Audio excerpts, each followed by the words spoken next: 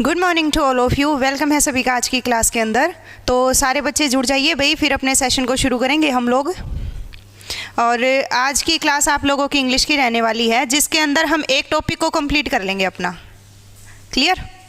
तो आज का हमारा टॉपिक रहेगा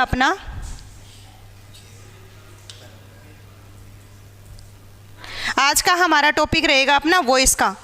एग्ज़ाम आपने भी दिए हैं, है ना, या फिर मॉडल टेस्ट पेपर सोल्व करके देखा हो, तो आपको ये पता है कि वॉइस से रिलेटेड एक क्वेश्चन पक्का देखने को मिलेगा एग्ज़ाम में। ठीक है, तो आज वाली क्लास के अंदर वॉइस और साथ में लास्ट में हमारा वोकैब का सेशन भी रहेगा, जिसके अंदर हम लोग इडियम्स करेंगे विद पिक्चर। ठीक है जी, तो आ जाइए सारे बच्चे। यहाँ देखो भाई, आज है ना ट्रिक के साथ करेंगे ना, अपने कोई रूल्स याद करना है, कुछ भी नहीं करना। पहले एक बार बेसिक सा, और ये क्लास है ना, मैं सच्ची बता रही हूँ, दिल से बता रही हूँ, जिस बच्चे ने पहले थोड़ा बहुत कर रखा है वही क्लास को देखे, क्योंकि हम डीपली नहीं करेंगे।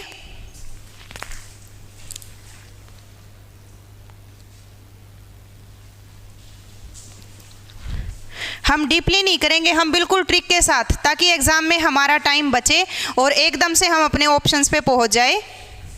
ठीक है, देखो वॉइस के अंदर क्या है। सबसे पहले पार्ट देखो फटाफट, थोड़ा सा बेसिक बता दूं, तब तक बच्चे आ जाएंगे सारे। एग्जामिनर क्या करेगा, 99% आपको एक्टिव वॉइस देगा, जिसको आपने पैसिव वॉइस में कन्वर्ट करना है। पहली बात तो है ये, आप लोगों को पता ही है, अगर आप YouTube पे आए हो इसका मतलब आपका थ्योरी सेशन कंप्लीट है। तो एक्टिव वॉइस से पैसिव वॉइस में चेंज करना है।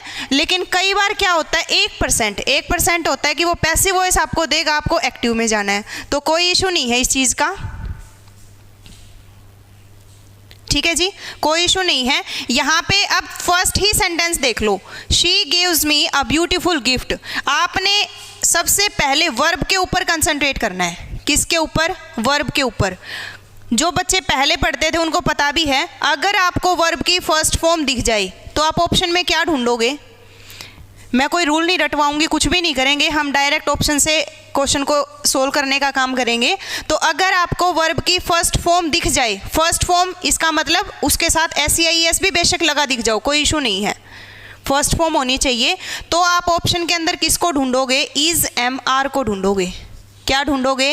इज MR को। फर्स्ट बात आपने ये याद रखनी है, फर्स्ट ट्रिक आपने ये देखनी है। समझ गए सारे बच्चे?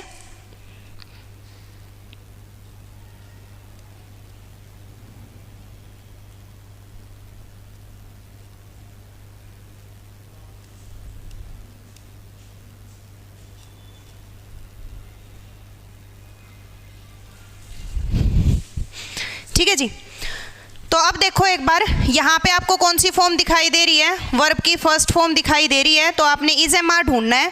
लेकिन हमारी किस्मत ऐसी, इज MR तीनों ऑप्शन में है। यहाँ पे भी आपको इज दिखाई दे रहा है, यहाँ पे भी आप लोगों को M दिखाई दे रहा है, और यहाँ पे भी आप लोगों को इज दिखाई दे रही है।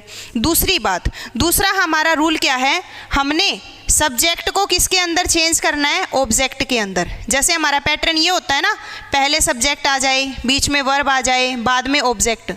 हमारा एक्टिव वॉइस के अंदर पैटर्न रहेगा ये, बट हमने चेंज करना है। ऑब्जेक्ट को हम आगे लेके आएंगे, सब्जेक्ट को हम पीछे लेके जाएंगे। उसके बाद वर्ब वाला मैंने रूल आपको बता ही दिया है कि वर्ब की अगर फर्स्ट फॉर्म है तो इज MR में चेंज कर दोगे। ठीक है जी, ओके। फर्स्ट फॉर्म को किस में चेंज कर दोगे आप लोग? इज MR में। तो इस सेंटेंस के अकॉर्डिंग आपका रूल चलेगा ये।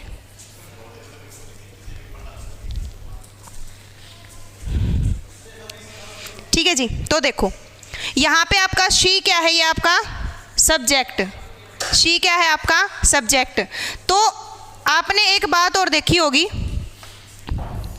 मान लो मैंने आई बोल दिया, आई का आपका ऑब्जेक्टिव केस क्या बनेगा? बताना एक बार सारे बच्चे, आई का ऑब्जेक्टिव केस क्या बनेगा? जब तक आपको यही नहीं पता क्वेश्चन को सोल्व कैसे करोगे। आई का ऑब्जेक्टिव केस जल्दी बताइए।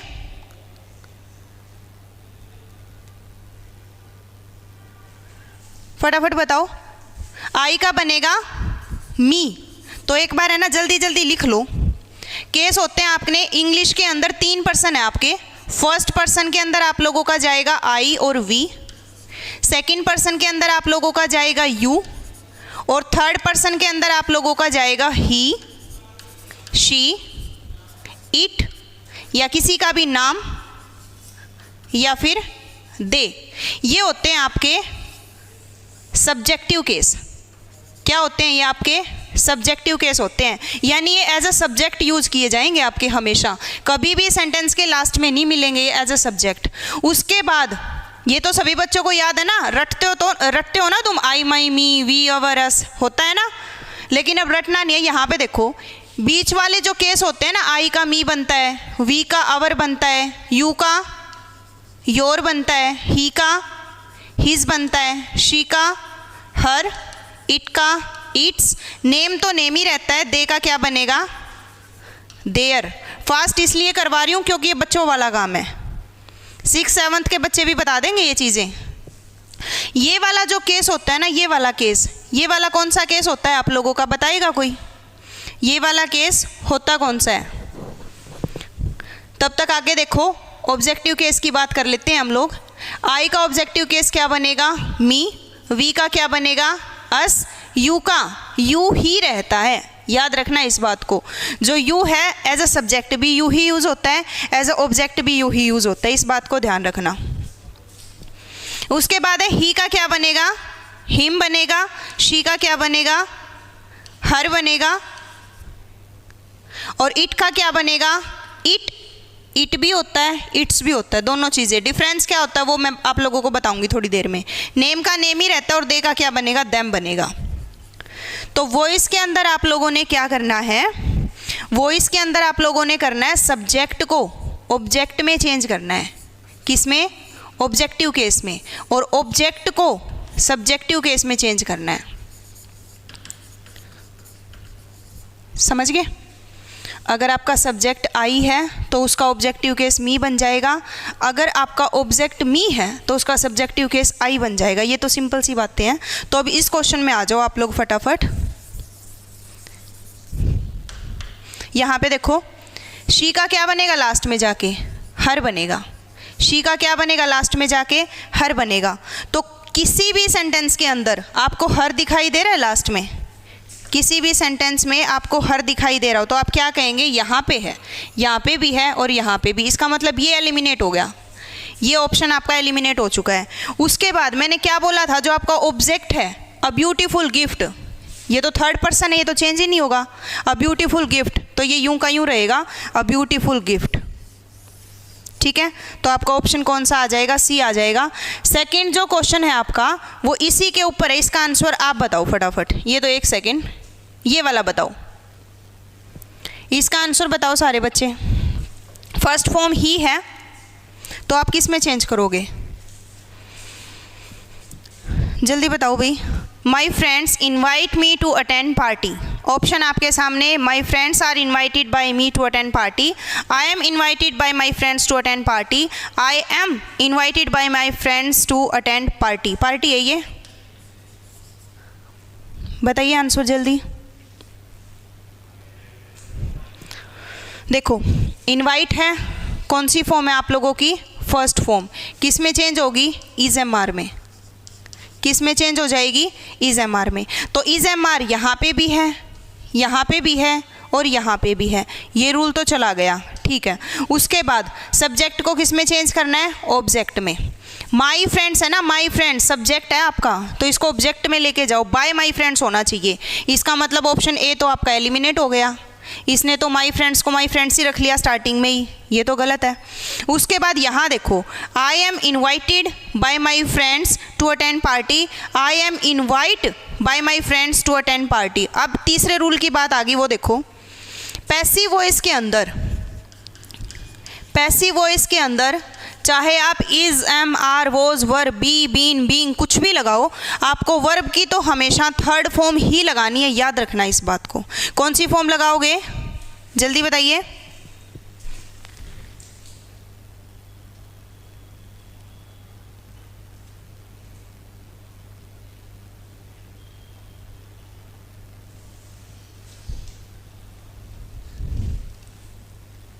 कौन सी फॉर्म लगाएंगे आप लोग? थर्ड फॉर्म ही लगाएंगे। यहाँ पे तो इनवाइट का इनवाइट ही बोल दिया, इसका मतलब ये भी एलिमिनेट, ये माय फ्रेंड्स की वजह से एलिमिनेट हो चुका था, तो राइट ऑप्शन क्या हो जाएगा आप लोगों का? बी। नेक्स्ट क्वेश्चन पे चलते हैं।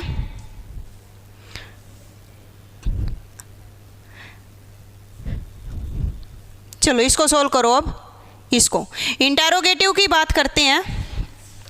एक बार ये बता दो सारे बच्चे, डज द मंकी ईट बनाना, यहाँ पे आप लोगों का जो ये डज है ये कौन सी फॉर्म है? मतलब ये जो टेंस है ये प्रेजेंट में है कि पास्ट में है? मेरे हिसाब से आप इंग्लिश में सारे परफेक्ट हैं सारे बच्चे, तो आप ये बताओ जो डज है आप लोगों का ये वर्ब की फर्स्ट फॉर्म है या सेकंड फॉर्म है? तो आप क्या कहेंगे कि डू और डज दोनों ही किस में आते हैं आप लोगों के? प्रेजेंट में आते हैं। प्रेजेंट का मतलब वर्ब की फर्स्ट फॉर्म में आते हैं। तो इसकी सेकंड फॉर्म क्या बनेगी? सेकंड फॉर्म बनेगी डिड।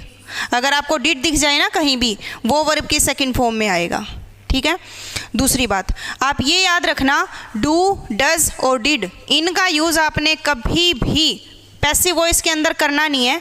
इसका काम क्या होता है? सिर्फ ये बताने आए हैं कि यहाँ पे फर्स्ट फॉर्म का यूज़ हो रहा है या सेकंड फॉर्म का यूज़ हो रहा है। तो डू डज ने क्या बता दिया कि यहाँ पे फर्स्ट फॉर्म का यूज़ हो रहा है। फर्स्ट फॉर्म क्या बताएगी कि हमें इज एम आर में जाना है। किस में जाना है?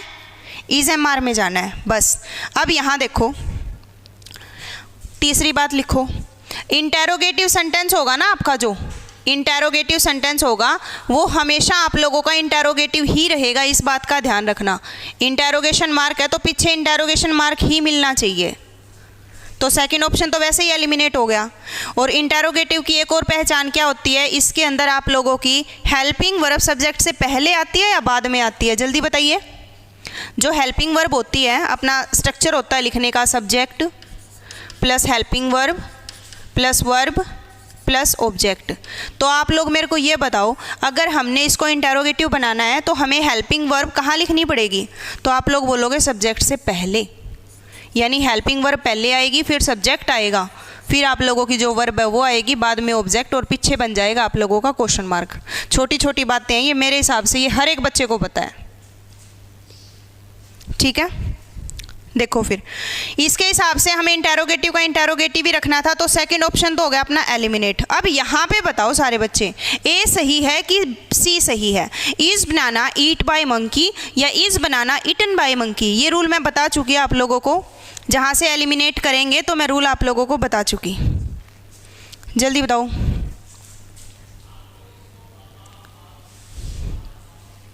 बताइए फटाफट। तो आप क्या कहेंगे कि मैम यहाँ पे ईट गलत है। क्यों?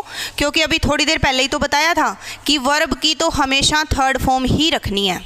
क्या रखनी है? पैसिव वॉइस के अंदर वर्ब की हमेशा थर्ड फॉर्म ही रखनी है। तो ईट इस वजह से गलत हो गया। ये इसके अंदर सब्जेक्ट पहले था, हेल्पिंग वर्ब आगे आनी चाहिए थी, क्योंकि इंटेरोगेटिव का इंटेरोगेटिव रखना है, ये इसलिए गलत हो गया।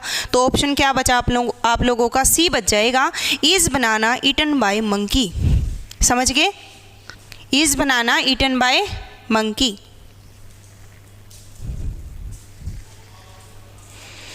चलिए आगे देखते हैं नेक्स्ट क्वेश्चन। इसको सोल्व करेंगे सारे बच्चे। इसका आंसर बताओ। नेगेटिव प्लस इंटेरोगेटिव, कोई इशू नहीं है। बताइए भाई, does Radha not sing a sweet song? Does Radha not sing a sweet song? इसका आंसर बताओ। A sweet song is not sung by Radha. Is a sweet song not sung by Radha? या is Radha not sung a sweet song? फटाफट बताओ। Elimination method अपनाया करो भाई।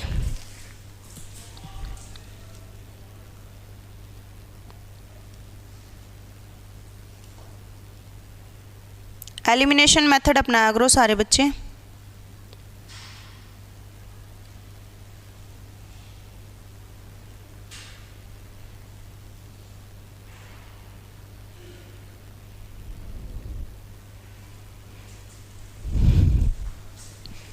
चलिए पहली बात देखो, अभी पिछले क्वेश्चन में डिस्कस किया था, अगर इंटेरोगेटिव है तो इंटेरोगेटिव ही रखना है। मतलब ऑप्शन ए तो हो गया आप लोगों का कट हो गया, ये इंटेरोगेटिव नहीं है। बात करें दूसरे ऑप्शन की, मैंने बोला था सब्जेक्ट का सब्जेक्ट नहीं रखना। सब्जेक्ट राधा है ना, तो राधा लास्ट में जानी चाहिए थी, बाय राधा होना चाहिए था। इसमें शुरू में ही राधा है, इसलिए ये भी कट। तो ऑप्शन क्या बच जाएगा आप लोगों का? बी बच जाएगा। क्या बच जाएगा? B is a sweet song. Sweet song पीछे से ऑब्जेक्ट उठाया, यहाँ पे आ गया, राधा पीछे चली गई। नेक्स्ट क्वेश्चन पे चलते हैं।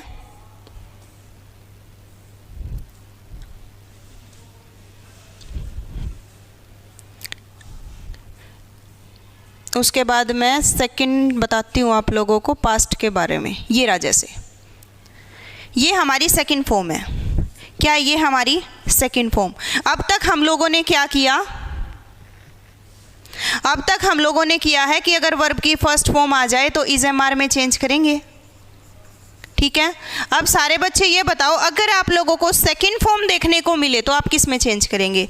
पहले तो ये पता होना चाहिए कि अगर फर्स्ट आई थी तो हम लोग इज एम आर में चेंज करेंगे, अगर सेकंड फॉर्म आ जाए तो आप किस में चेंज करेंगे? वोज वर में। किस में करेंगे? वोज वर में चेंज करेंगे। तो ढूंढो कहाँ पे वोज वर है। पहला रूल तो यही है अपना।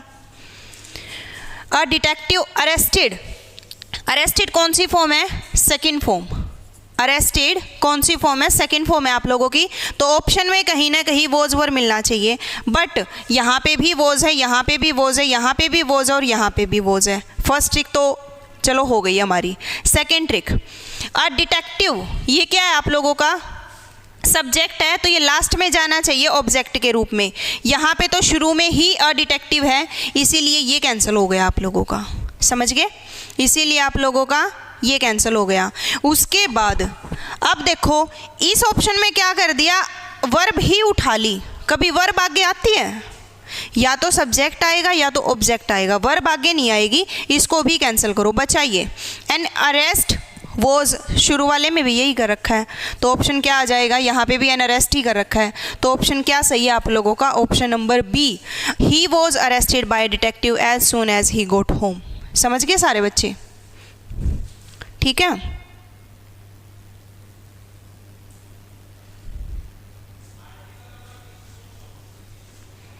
ओके जी, next.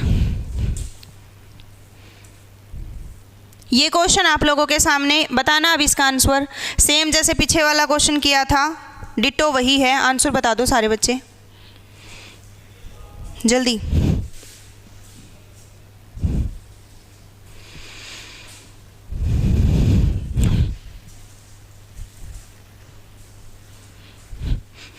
They cooked the food and sent it to the orphans. बताओ भाई। उन्होंने खाना पकाया और ऑर्फेनेज में भेज दिया, मतलब अनाथ आश्रम में भेज दिया। जल्दी बताओ। कुक्ड आया, सेकंड फॉर्म आई, मतलब कि हमने वोज वर ढूंढना है। क्या ढूंढना है? वोज वर ढूंढना है। क्या इसके, और वोज वर भी किससे? वर्ब से पहले ही होना चाहिए, कुक्ड से पहले, यानी वोज वर कुक्ड। क्या ढूंढना है हमें? वोज वर कुक्ड ढूंढना है। क्या यहाँ पे कुक्ड से पहले वोज वर है? नहीं है, एलिमिनेट करो। यहाँ पे कुक्ड से पहले है, बात बन सकती है, ठीक है। आगे वाले में, इस ऑप्शन में तो कुक्ड ही खत्म कर दिया, वर्ब ही खत्म कर दी, आप इस ऑप्शन को एलिमिनेट कर दो। द फूड वॉज कुक्ड, इसमें भी वॉज है। दो ऑप्शन एलिमिनेट हो चुके हैं, बचे अपने दो। अब देखिए, the food was cooked and sent to the, इस ऑप्शन में देखो ऑर्फेनेज वाली बात कहाँ है? नहीं है ना, वो हटा दी, तो आप इस ऑप्शन को एलिमिनेट कर दो। ऑप्शन नंबर बी आपका सही हो जाएगा, ठीक है। नेक्स्ट पे चलते हैं।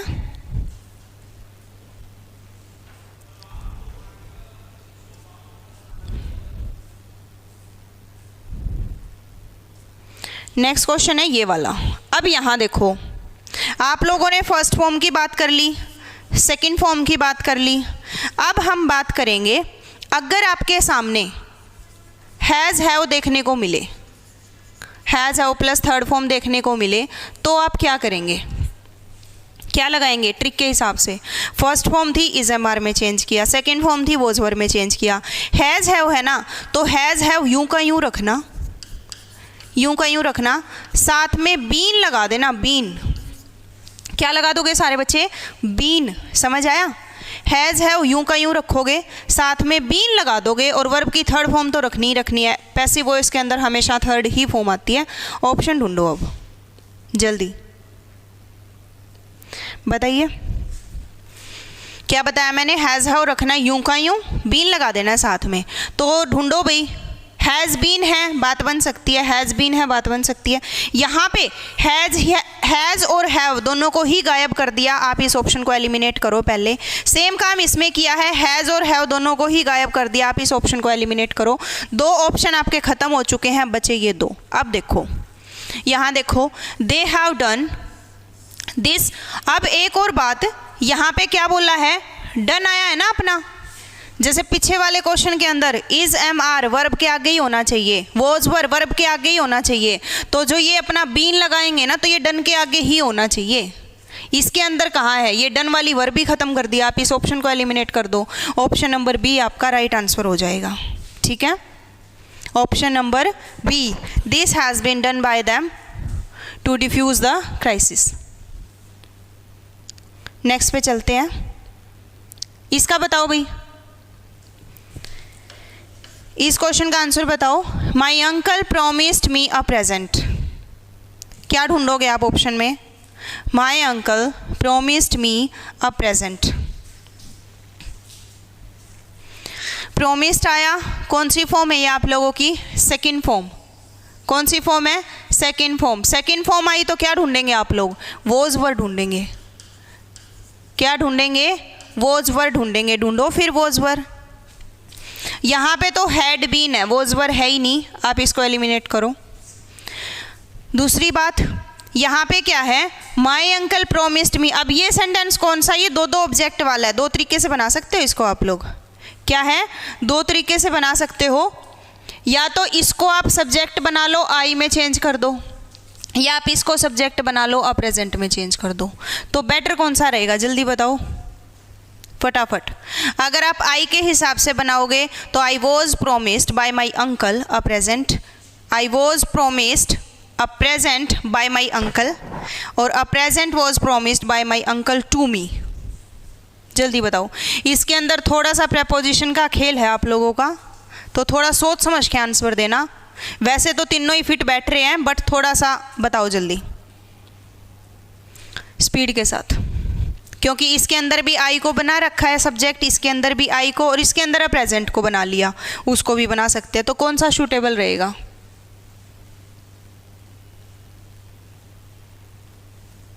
फटाफट।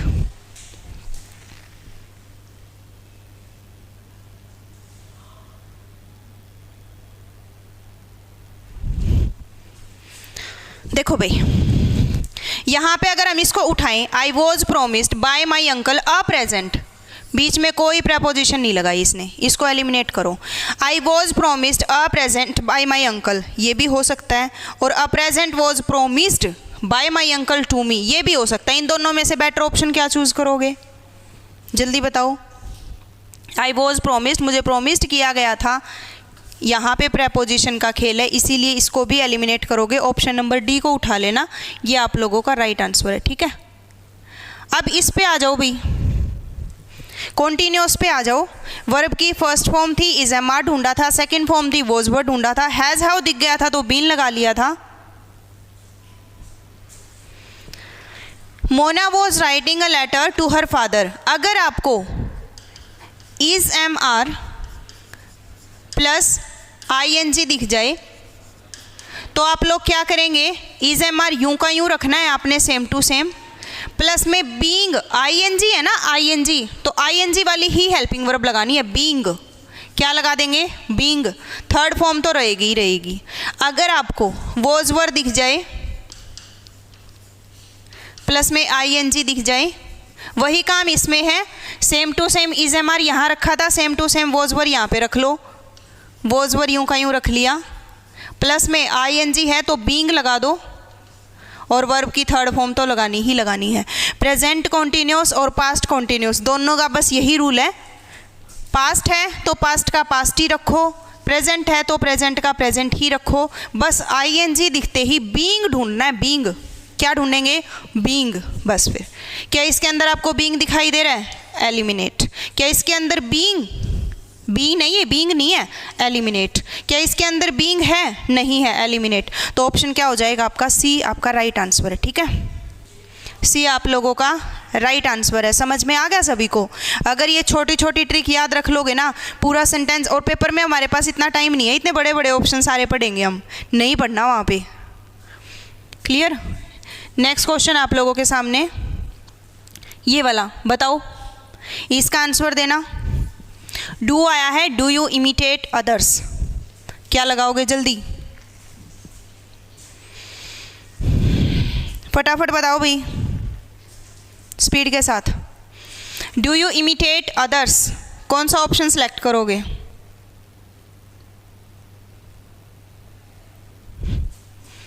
Have others been imitated by you, हमें सेंटेंस पढ़ने ही नहीं है। यहाँ पे देखो डू आया, कौन सी फॉर्म है डू?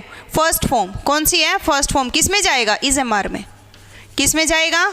इज एम आर में। और किस्मत देखो, दो तो वैसे ही एलिमिनेट हो गए, इसमें भी इज एम आर नहीं है, इसमें भी इज एम आर नहीं है, बचे अपने दो।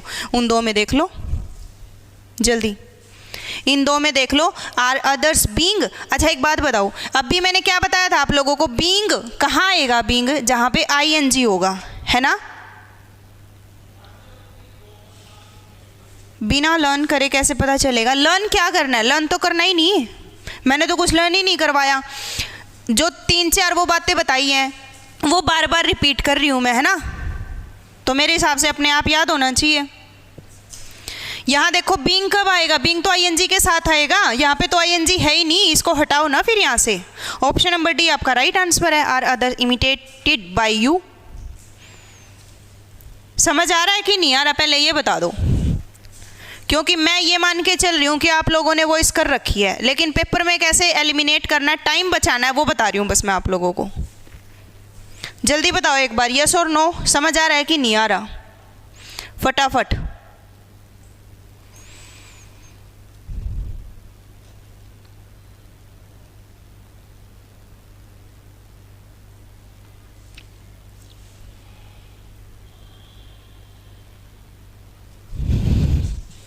ठीक है, नेक्स्ट क्वेश्चन पे चलते हैं। इसका बताओ। ये तो एक सेकेंड, ये वो वाला है, बाद में इसका रूल बताऊंगी मैं। ये बताओ पहले, ये वाला बताओ जल्दी।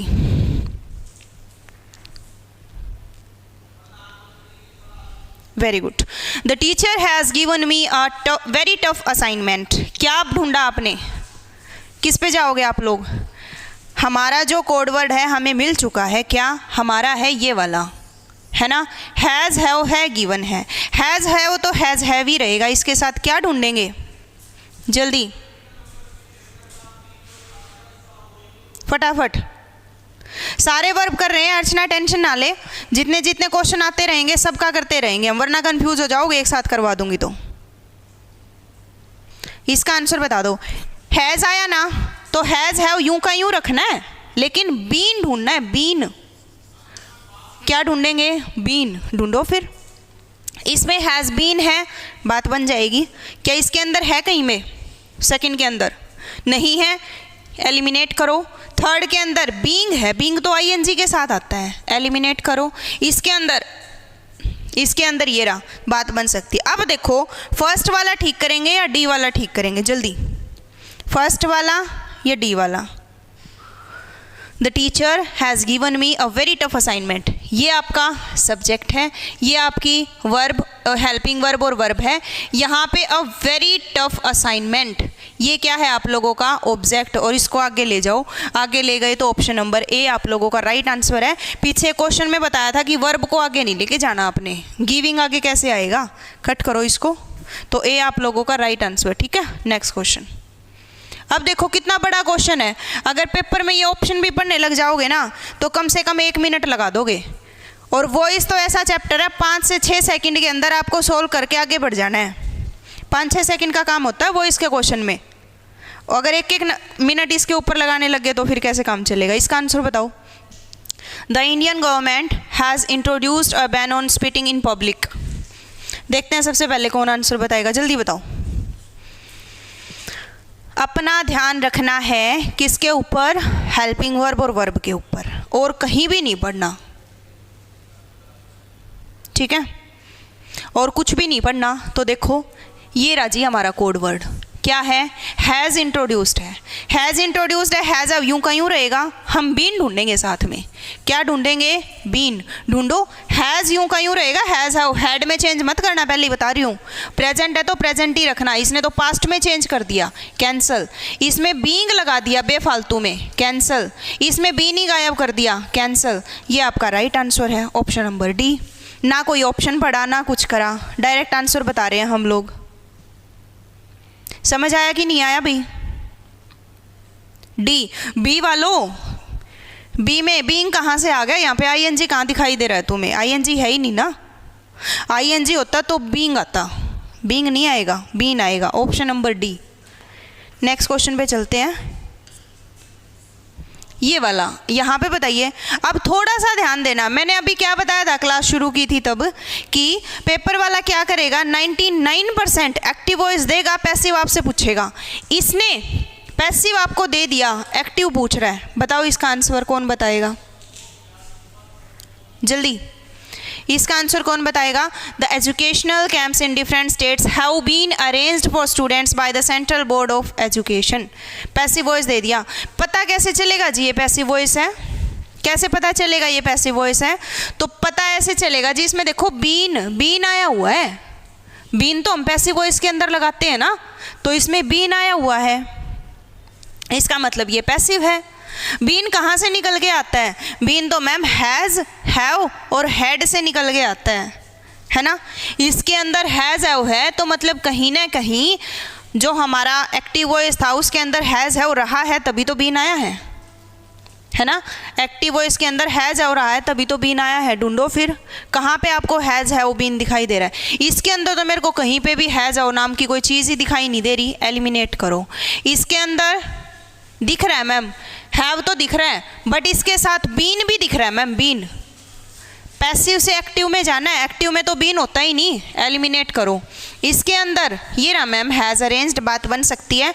और इसके अंदर तो मैम आईएनजी दिख रही है। अगर आईएनजी है तो पैसिव के अंदर बीइंग आता, बीन थोड़ी आता, एलिमिनेट। तो ऑप्शन नंबर क्या सही है आप लोगों का, सी। समझ आ रहा है भाई, ऑप्शन नंबर सी आप लोगों का राइट आंसर है, ठीक है। ओके जी, आगे चलते हैं। नेक्स्ट क्वेश्चन आपका ये वाला, बताओ इसका आंसर। देखो कितने बड़े बड़े क्वेश्चन है, मेंस के क्वेश्चन है ये वाले, जिसकी स्टेटमेंट आपको बड़ी दिखाई दे रही है ना, ये सारे मेंस के क्वेश्चन है। और हमें इन पे बिल्कुल भी टाइम नहीं लगाना, 1% भी। जल्दी बताओ, हमें पूरा क्वेश्चन नहीं पढ़ना, कभी भी नहीं पढ़ना। हेल्पिंग वर्ब और वर्ब पे कंसंट्रेट करो बस।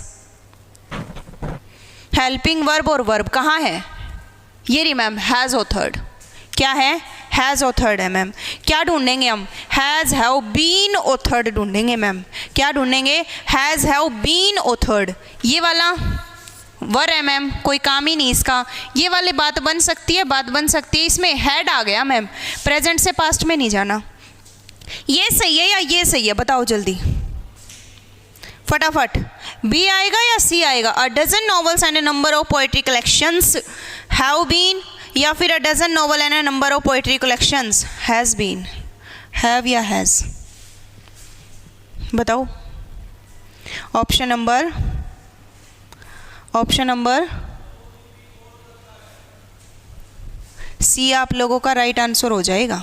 क्या हो जाएगा, सी। क्योंकि यहाँ पे ये मत समझना दो की बात कर रहा है मैम, तो ये प्लूरल में चला जाएगा। इनके आगे डजन लगा हुआ है, सब्जेक्ट वर्ब एग्रीमेंट का रूल है ये, समझ गए। तो यहाँ पे क्या आएगा, हैज सही हो जाएगा, हैज़ बीन ऑथर्ड। कहीं ये कर दो मैम, दो चीज़ें हैं, दो चीज़ों के लिए तो हैव आता है, हैव नहीं आएगा यहाँ पे। नेक्स्ट क्वेश्चन है भाई, ये बताओ इसका आंसर, बताओ। पीपल आर रेजिंग,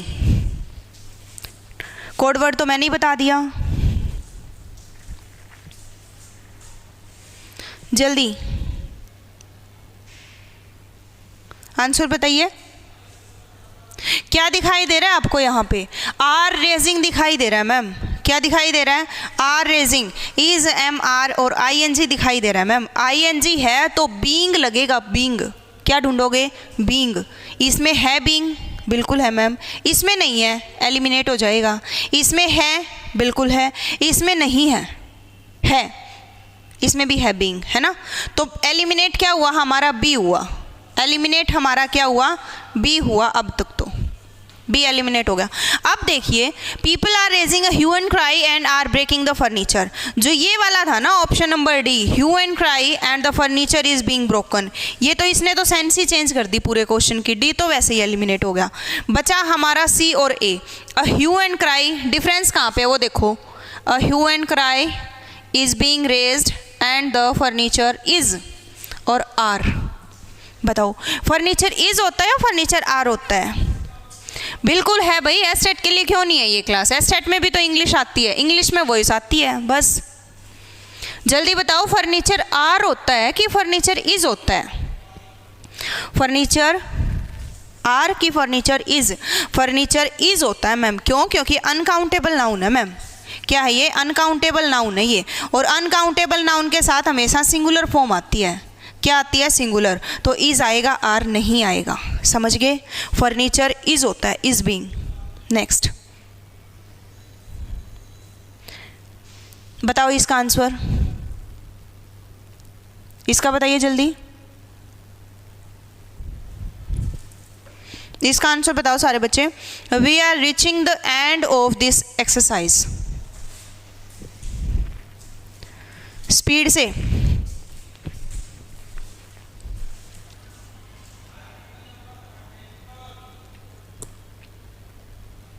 जल्दी।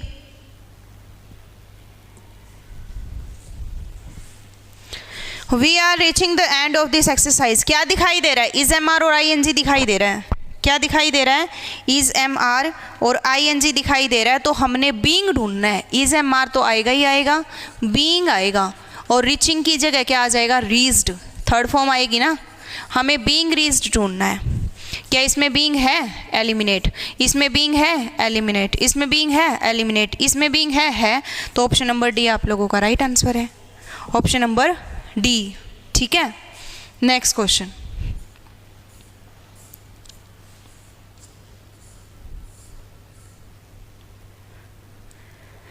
इसमें बताओ, I did not trust anybody. I did not trust anybody.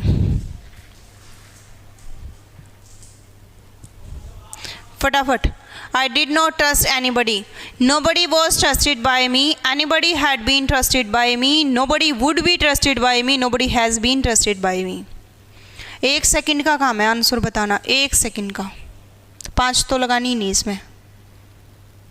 जल्दी बताइए स्पीड के साथ। क्या आ जाएगा? डिड है। डिड कौन सी फॉर्म है? Second form. किस में जाएगी? वॉज वर्ब में। किस में जाएगी? वॉज वर्ब में। वॉज वर्ब कौन से ऑप्शन में दिखाई दे रहा है? इसमें नहीं है, इसमें नहीं है, इसमें नहीं है। ऑप्शन नंबर ए आप लोगों का राइट आंसर है। ठीक है, option number A, nobody was trusted by me. Next question, इसका बताओ, इसका आंसर बताना भाई। Did he remember the date and time? Did he remember the date and time? First option are the date and time remembered by him, or was he remembering the date and time? Were the date and time remembered by him? Did the date and time be remembered by him? क्या आएगा इसका answer? बताओ भाई। Did है, किस में जाएगा? मैंने क्या बोला था आप लोगों को? डू, डज और डिड, ये सिर्फ बताने आते हैं, इनका यूज़ नहीं होता। यूज़ नहीं होता तो पहले इसी को एलिमिनेट करो। ये सिर्फ बताने आते हैं कि फर्स्ट फॉर्म है, सेकंड फॉर्म है। तो ये सेकंड फॉर्म है तो किस में जाएगा? वॉज वर्ब में जाएगा। किस में जाएगा? वॉज वर्ब में। सेकंड फॉर्म है ये, तो किस में जाएगा? वॉज वर्ब में। वॉज वर्ब में जाएगा तो are cancel ma'am, are cancel. Past से प्रेजेंट में नहीं आ सकते बच्चे ये दो। Was he remembering? एक बात बताओ, क्या आईएनजी का कहीं पे जिक्र है? नहीं है, तो ये रिमेंबरिंग बनने का क्या मतलब है? थर्ड फॉर्म यूज होती है। ऑप्शन नंबर सी आप लोगों का राइट आंसर। ठीक है, इसका बताइए, इसका आंसर बता दो। The boys were digging a hole in the ground. जल्दी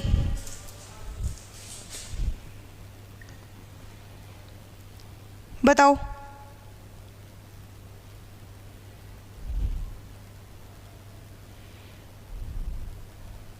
फटाफट बताइए भाई।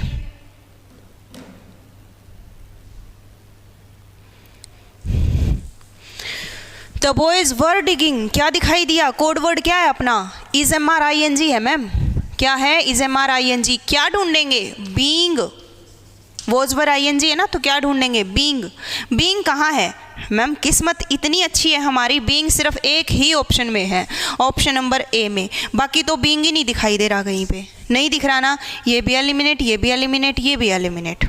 कुछ नहीं पढ़ना आपने, सेंटेंस नहीं पढ़ना, सेंटेंस की हिंदी नहीं बनानी, कुछ भी नहीं करना, टाइम बचाना है हमने पेपर में, ठीक है।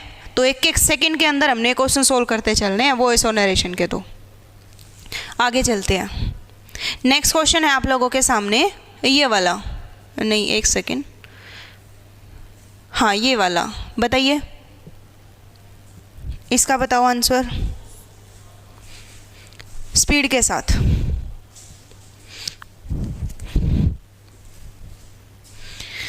जल्दी बताओ। The audience loudly cheered the leaders speech. फटाफट बताओ। इसमें है ना हल्का सा डिफरेंस है दो ऑप्शन में, तो आप लोग बताना कौन सा आप ठीक करेंगे। द ऑडियंस लाउडली चीयर्ड है दोनों ही ठीक, बट आप किसको बेस्ट ऑप्शन मानेंगे वो बताओ। द ऑडियंस लाउडली चीयर्ड कौन सी फॉर्म है? सेकंड फॉर्म है। कौन सी है? Second form. सेकंड फॉर्म है तो किस में जाएगी? वॉज वर में। किस में जाएगी? वॉज वर में जाएगी, वॉज वर में। ढूंढो फिर वॉज वर कहाँ है जल्दी।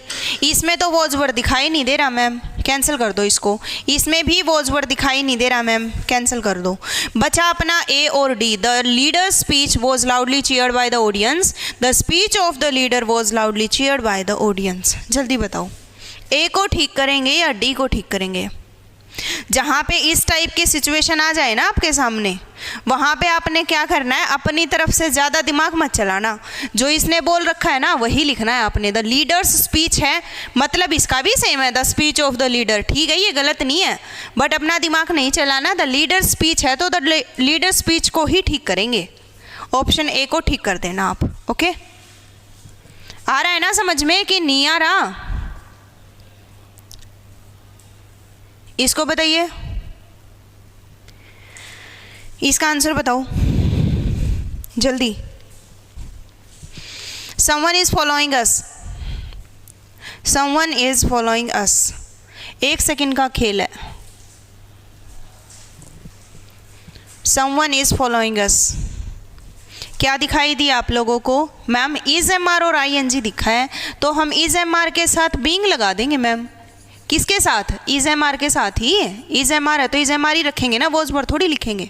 ओके, तो बीइंग लगाना है। इसमें तो बीइंग है नहीं, एलिमिनेट करो। इसमें तो वॉज वर है मैम, बीइंग तो है बट वॉज वर है, कैंसिल करो। इसमें भी बीइंग नहीं है, कैंसिल करो। ऑप्शन नंबर बी आप लोगों का राइट आंसर हो जाएगा। Option number B, we are being followed by someone. Paper में आएंगे ये क्वेश्चन कर दोगे या नहीं कर पाओगे? जल्दी बताइए। पेपर के अंदर क्वेश्चन आ जाए, और ये जो जितने क्वेश्चन ले रखे हैं ना, ये सारे के सारे प्रीवियस ईयर है, सारे के सारे एसएससी ने पूछ रखे हैं। मुश्किल भी आ रहे हैं, आसान भी आ रहे हैं, छोटे छोटे भी आ रहे हैं, बड़े बड़े भी आ रहे हैं, है ना। तो सारे के सारे ये पेपर में आए हुए क्वेश्चन है। अब आप देख लो आप इनको कैसे करोगे। अब वॉइस का तो क्वेश्चन गलत नहीं होना चाहिए कम से कम। He hasn't slept in his bed. बताओ कहाँ पे ध्यान रखना है आपने? हैज़ आया मैम, क्या आया? हैज़। तो हमें हैज़ हैव यूं का यूं रखना है, प्लस में क्या लगा देना है? बीन। बीन बीन क्या लगाएंगे? बीन लगाएंगे, बीन। कर लोगे? चुटकियों में कर दोगे, है ना? वेरी गुड, चुटकियों में कर दोगे। तो क्या ढूंढेंगे? बीन। ढूंढो भाई, बीन कहाँ है? बीन तो मैम अब की बार तो सब में है ना? हाँ सब में है मैम, बट कोई इशू नहीं। एक ऐसी ट्रिक और है जो सिर्फ एक ही ऑप्शन में है। कौन से में? प्रेजेंट है मैम, हैज़ है, हैज़। हैज़ है तो हैज़ हैव ही रहेगा, हैड में नहीं जाएगा, पास्ट में नहीं जाएगा। इसमें भी हैड, इसमें भी हैड और इसमें भी हैड, तीनों को एलिमिनेट कर दो। ऑप्शन नंबर ए हैज़ंट आप लोगों का राइट आंसर। ठीक है, चलिए नेक्स्ट है आप लोगों के सामने ये वाला, बताइए जल्दी बताओ। He has written a poem which fascinates everyone. बता दो जल्दी।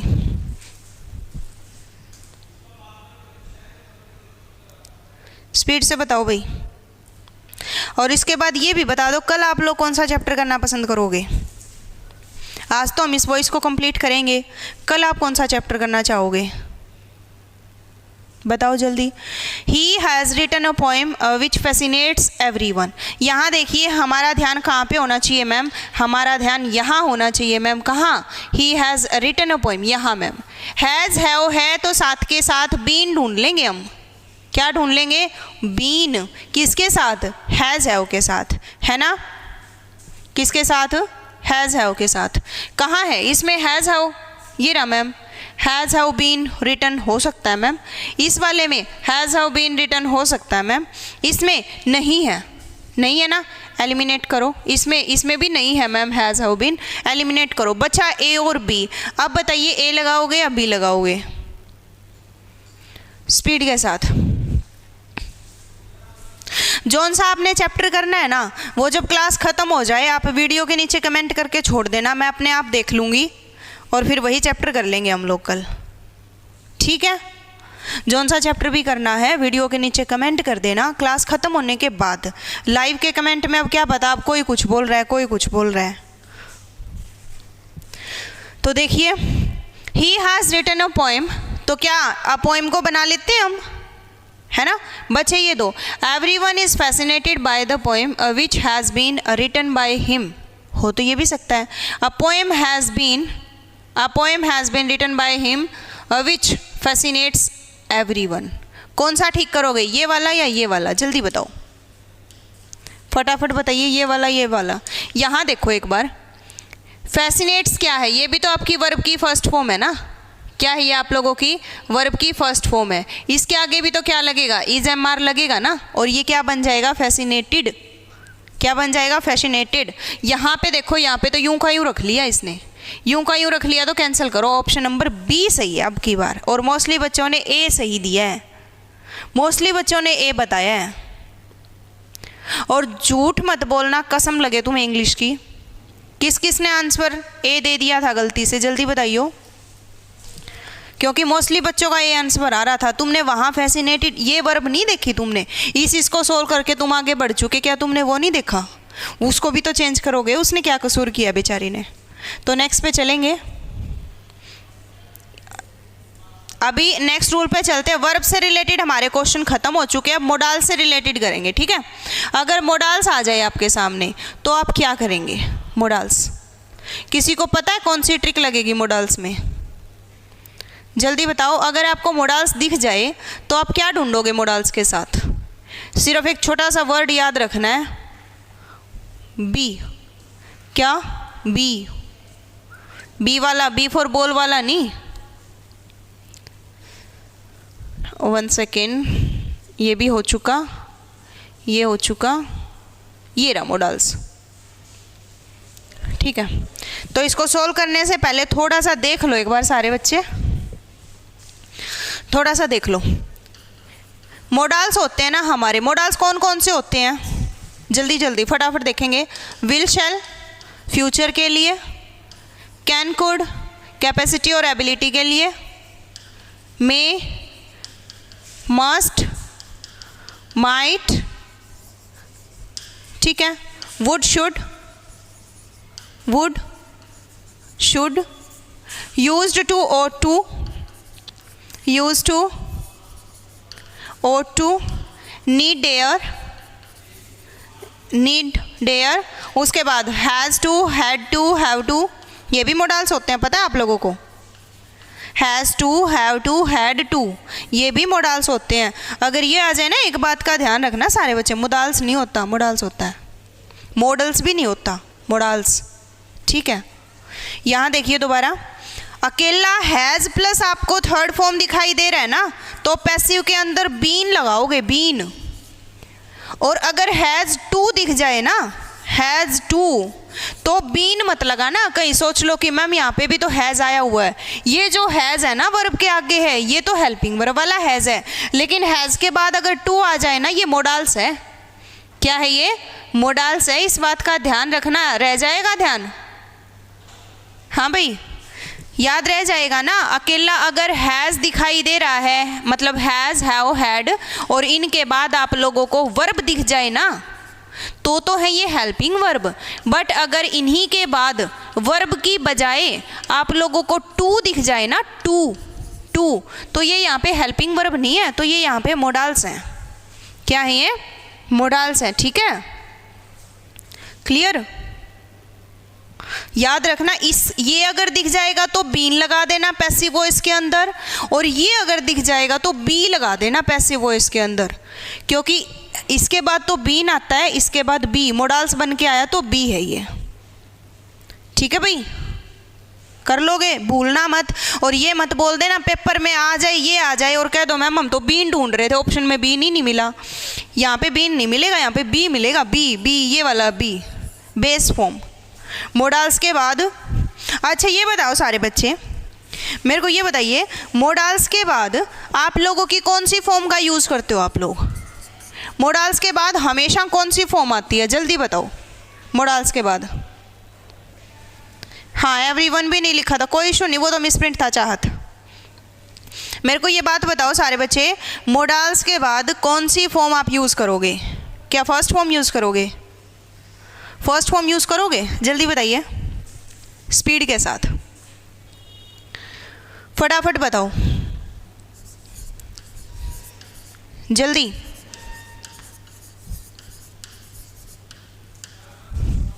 मोडाल्स के बाद फर्स्ट फॉर्म, सारे बच्चे पिटने के काम कर रहे हो, सारे बच्चे। फर्स्ट फॉर्म कभी नहीं आती मोडाल्स के बाद। मोडाल्स के बाद बेस फॉर्म आती है, बेस। अभी आप जो फर्स्ट कह रहे हो ना, अभी बताती हूँ मैं आप लोगों को। यहाँ देखो, इसी को मैंने अगर मोडाल्स की फॉर्म में लिखना है तो मैं क्या बोल दूंगी? I can go. अच्छा ये बताओ, ये गो कौन सी फॉर्म है? गो कौन सी फॉर्म है? ये फर्स्ट फॉर्म है ना? बिल्कुल। गोज कौन सी फॉर्म है? गोज। बताओ, क्या ये फर्स्ट फॉर्म नहीं है? गोज है जो आपकी, क्या ये फर्स्ट फॉर्म नहीं है? क्या कहेंगे आप इसके बारे में? तो आप कहोगे है तो मैम ये भी फर्स्ट फॉर्म, गोज भी तो फर्स्ट फॉर्म है। फिर क्या कभी आपने शी कैन गोज सुना है? सी कैन गोज, क्या आपने कभी भी सी कैन गोज सुना है? गोज, क्यों? गोज भी तो फर्स्ट फॉर्म है, तो कैन के बाद आप गोज क्यों नहीं लगा रहे? शी है, सिंगुलर है, सिंगुलर के साथ एस या यस लगना चाहिए। सी कैन गोज क्यों नहीं बोल रहे आप लोग? जल्दी क्यों नहीं बोल रहे? क्योंकि मैम मोडाल्स के बाद हमेशा बेस फॉर्म आती है, फर्स्ट फॉर्म नहीं, बेस फॉर्म। बेस फॉर्म का मतलब होता है कि वो वर्ब निकल के कहाँ से आई है।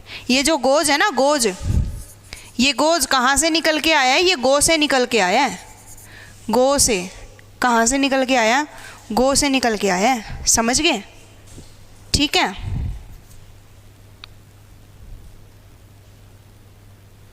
कर लोगे? तो मोडाल्स के बाद बेस फॉर्म आती है। अब बेस फॉर्म, अब एक पैसिव वॉइस में ये याद रखना कि इसके बाद कोई भी मोडाल्स दिख जाए ना आपको, कोई भी मोडाल्स, उसके बाद बेस फॉर्म तो फिर बी ही लगेगा, क्योंकि अपने जितने भी ये है ना, इज, एम, आर, वोज, वर, ये कहाँ से निकल के आए हैं? बी से निकल के आया। पता था इस बात का? जो इज, एम, आर है अपने, इज, एम, आर, और जो वोज, वर है, वोज, वर, इन सब की क्या बोलते हैं? मम्मी, है ना? ये सब कहाँ से निकल के आए हैं? तो बी से निकल के आए हैं, बी से। कहाँ से निकल के आए हैं? बी से।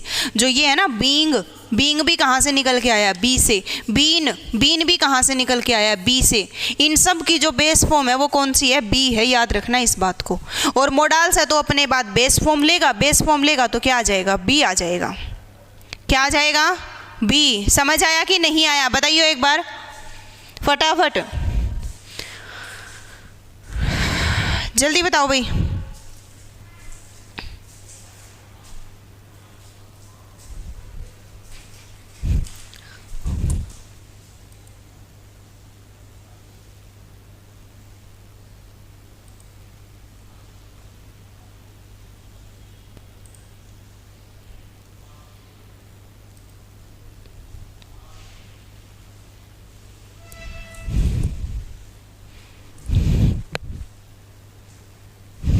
ठीक है, तो अब यहाँ देखो भाई, पढ़ो इस क्वेश्चन को, बहुत हो गया। मोडाल्स के बाद बी ढूंढना है आपने। Physically challenged people should not be. पहले ये बताओ, ये जो आपका सेंटेंस है कर दी भाई, वो आईडी ब्लॉक हो चुकी है, टेंशन ना लो। जो बच्चा फालतू की बात करेगा ना वो यहाँ रुकेगा ही नहीं, इस बात की आप बिल्कुल भी टेंशन ना लो। पढ़ना है ना आराम से पढ़ो, क्योंकि ये फालतू की बात करने के लिए ना और बहुत ऐप है, पता होगा इस बात का, और बहुत सारे ऐप्स हैं, इंस्टा है, फेसबुक है, चले जाओ वहाँ पे। क्लियर?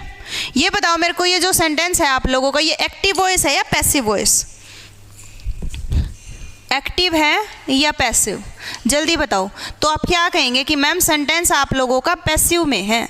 क्यों है पैसिव में? क्यों है आप लोगों का पैसिव में? क्योंकि मैम यहाँ पे बी दे दिया। अभी तो मैंने बताया था कि पैसिव फॉर्म में बी लगेगा, है ना, पैसिव फॉर्म में बी लगेगा, यहाँ पे बी दे दिया। क्लास की टाइमिंग यही रहेगी सुनील, डेली 12 बजे। तो यहाँ पे क्या आ जाएगा, ये पैसिव फॉर्म है। अब मैंने क्या बोला था, मोडाल्स यूं का यूं रहेगा, इसको चेंज मत कर देना आप। कैन है ना, कैन, तो कैन बी हो जाएगा। क्या हो जाएगा? Can be. शैल है ना, शैल, तो शैल बी हो जाएगा। शुड है तो शुड बी हो जाएगा। मस्ट है तो मस्ट बी हो जाएगा। मोडाल्स यूं के यूं रहेंगे, जैसे हैज़ हैव यूं का यूं रहा था ना, बी लग गया था। हैड है यूं का यूं रहा था, बी लग गया था। सेम काम इसके साथ है, मोडाल्स यूं का यूं रहेगा, बस साथ में बी लग जाएगा। ठीक है, तो ये पैसिव फॉर्म थी। अब ये निकल के कहाँ से आई होगी? इसका मतलब कहीं ना कहीं शुड होगा, तभी तो शुड बी बना है ना। एक्टिव वॉइस के अंदर कहीं ना कहीं शुड रहा होगा, तभी तो शुड बी बना है ना पैसिव के अंदर। ढूंढो फिर, कहाँ है शुड? इसके अंदर है मैम शुड, ये रहा। ओके, बात बन सकती है। यहाँ पे शुड नहीं है मैम, शैल है, हटा दो इसको। यहाँ पे विल है, हटा दो इसको। अब ये दो बचे भाई, ये दो बचे। Physically challenged people should not laugh at the public, the public should not laugh at physically challenged people. तो आप कौन सा ऑप्शन सही करोगे बताओ? आप क्या कहोगे मैम? Physically challenged people. ये तो मैम सब्जेक्ट है, तो सब्जेक्ट का सब्जेक्ट ही थोड़ी रहेगा, कैंसिल करो। ऑप्शन नंबर डी आपका राइट आंसर है। ये क्वेश्चन समझ, मोडाल्स वाला समझ आया कि नहीं? हाँ या ना भाई? यस और नो? आंसर दीजिए फटाफट सारे बच्चे, यस और नो। मोडाल्स आप लोगों को समझ आए कि नहीं? चेंज मत करना, कैन को कुड मत कर देना, शैल को शुड मत कर देना। ठीक है, सेम रखना है। इनके साथ बी लगा देना, बी, मोडाल्स के साथ बी लगा देना, बी। रटने वाली कोई बात है नहीं। मोडाल्स बेस फॉर्म लेता है, इसीलिए सबकी बेस फॉर्म क्या है? बी है, तो इसीलिए हमने बी लगा दिया। ओके, कर लेंगे। चलिए नेक्स्ट क्वेश्चन आप लोगों के सामने हो जाएगा। ये इस टाइप के अगर क्वेश्चन आप लोगों के सामने आ जाए तो आप कैसे करेंगे? थोड़ा सा अलग क्वेश्चन है, थोड़ा सा सोच के देखो। इसका आंसर बताइए जल्दी, इसका आंसर बताइए। They say that people live on distant planet. जो ये वाली बात होती है ना कि भी ऐसा कहा जाता है, ऐसा कहा जाता है, ये होता है, वो होता है, मतलब जो फैक्ट होते हैं, सिंपल सी बात है। क्या होता है? जो फैक्ट होते हैं। तो इस टाइप के क्वेश्चन कैसे सोल्व करोगे आप लोग? पहली बात तो ये प्रेजेंट है ना, तो इसको प्रेजेंट में ही रखना है। से का सेड मत कर देना। वॉइस में कभी टेंस चेंज नहीं होता, तब से ही बता रही हूँ मैं कि फर्स्ट फॉर्म है तो इज एम आर रखेंगे, क्योंकि टेंस चेंज नहीं होता है ना। क्या रिपीट करना है सुनील? टेंस चेंज नहीं होता कभी भी इसके अंदर। से है, प्रेजेंट है, तो प्रेजेंट में ही रखेंगे। ये तो पास्ट हो गया मैम, कैंसिल करो। ठीक है, ये भी पास्ट हो गया मैम, कैंसिल करो। ओके, बीइंग क्यों आता है भाई? बीइंग तो आईएनजी के लिए आता है ना मैम, बीइंग तो आईएनजी के लिए आता है ना, कैंसिल करो। ऑप्शन नंबर डी आप लोगों का राइट आंसर है। It is saying that people live on distant planet. ठीक है, कर लोगे? समझ गए?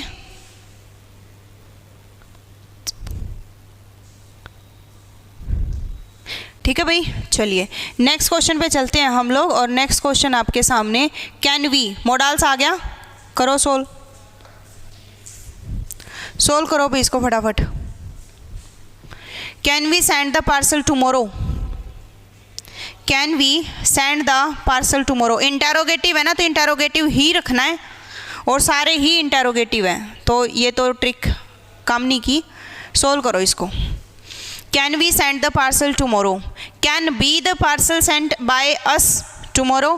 Can we be sent by the parcel tomorrow? Can the parcel be sent by us tomorrow, can the parcel sent by us tomorrow. बताओ क्या करोगे जल्दी। ए बी आंसर आ रहा है भाई और बी भी आ रहा है, ए बी और बी बी, फटाफट बताओ। पहली बात मैम बी ढूंढना है हमने, बी क्या ढूंढना है, बी। ओके बी तो मैम सब में ही है। उसके बाद वर्ब की थर्ड फॉर्म सेंट होना चाहिए मैम, सेंट भी भाई सब में ही है, इसमें भी है। तो जल्दी बताओ, can be the parcel sent by us tomorrow, can we be. अब देखो एक बार इधर देख लो, ये आपका क्या है, सब्जेक्ट है ना। सब्जेक्ट कहाँ जाएगा, लास्ट में जाएगा बाय, और वी का ऑब्जेक्टिव केस अस, कहीं ना कहीं बाय अस मिलना चाहिए हमें, तो बाय अस इसमें नहीं है मैम, पहले इसको एलिमिनेट कर दो। अब देखो कैन बी द पार्सल और ढूंढो, इनमें क्या है, इसके अंदर बी नहीं है मैम, कहीं भी बी नहीं है, मोडाल्स के साथ बी आता है, इसको भी एलिमिनेट करो। बचा ए और सी। ए और सी में डिफरेंस क्या है, can be the parcel sent या फिर can the parcel be sent by us tomorrow, इसमें बता दो अब जल्दी। दो तो एलिमिनेट हो चुके छोटी छोटी बातों से, जल्दी देखो। हमने इसको इंटेरोगेटिव बनाना है ना, तो अकेला कैन आके इंटेरोगेटिव बना देगा, कैन बी का पेयर नहीं उठेगा, ये बी तो सब्जेक्ट के बाद ही रहेगा, बी तो सब्जेक्ट के बाद ही रहेगा। जैसे हैज़ हैव के साथ बीन इंटेरोगेटिव बनाना है तो शुरू में हैज़ बीन थोड़ी आएगा, समझ रहे हो ना। ये जो हेल्पिंग वर्ब है ये थोड़ी उठेंगी इनके साथ, कैन के साथ बी लगता है, बहुत अच्छी बात है, लेकिन यहाँ पे इस सब्जेक्ट से पहले ही दोनों नहीं लगेंगे। सब्जेक्ट से पहले तो कैन लग गया, सही है, कैन द पार्सल बी ये आ गया ना बी, तो ऑप्शन नंबर सी आपका राइट आंसर है। समझ गए, कैन के साथ बी नहीं लगा ना, कहीं वहाँ पे ही बी लगा दो और बात खत्म कर दो कि मैम कैन के साथ बी लगता है, हम तो बी को भी आगे लेके जाएंगे, इतना भी साथ साथ नहीं चलना है।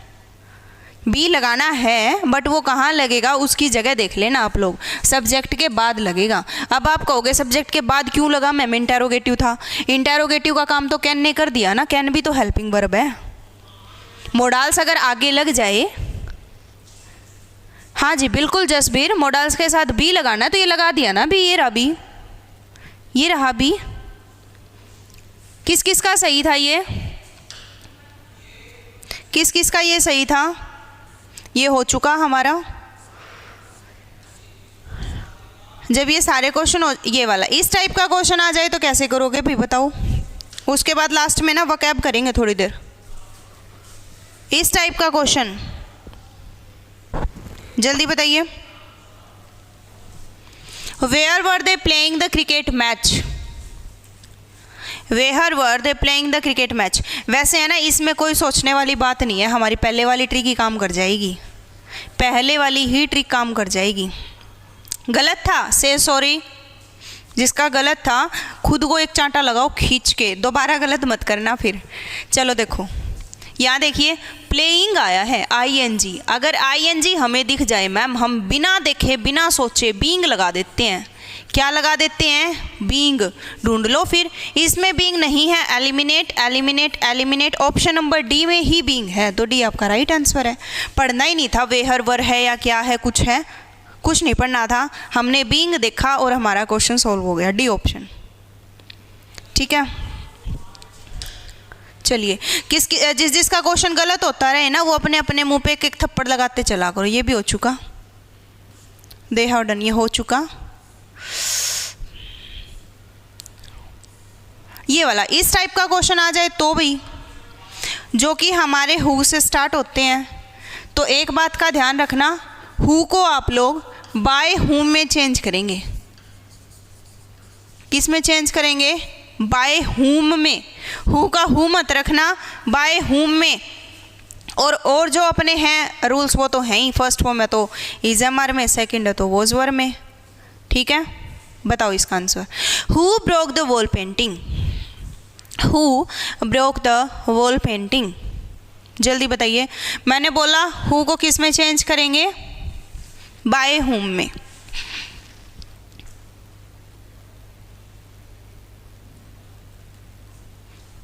Very good, who change into by whom.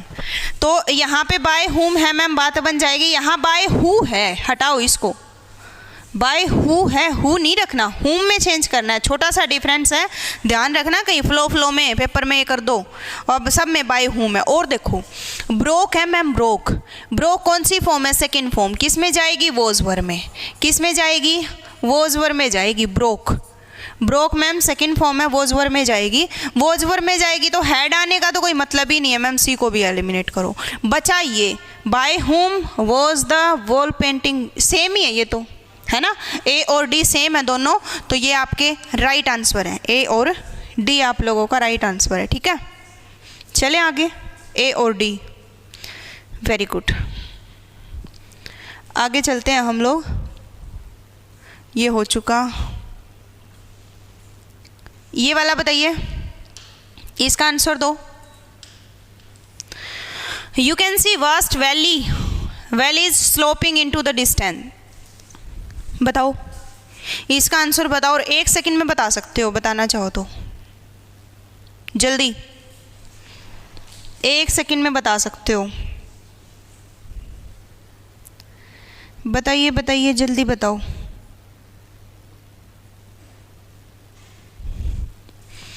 You can see vast valley sloping into the distance.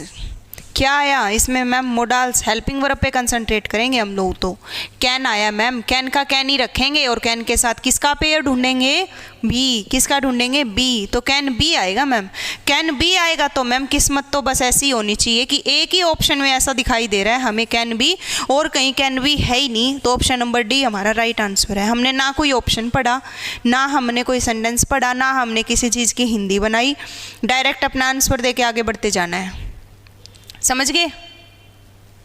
ठीक है, चलिए।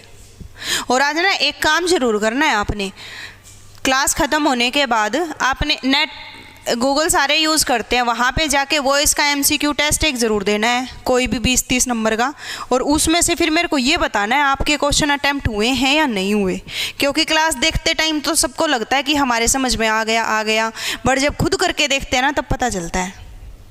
ठीक है, कोई बात नहीं, गलत हो गया तो हाथ ऊपर करके खड़े हो जाओ आप लोग, जिसका गलत हो जाए।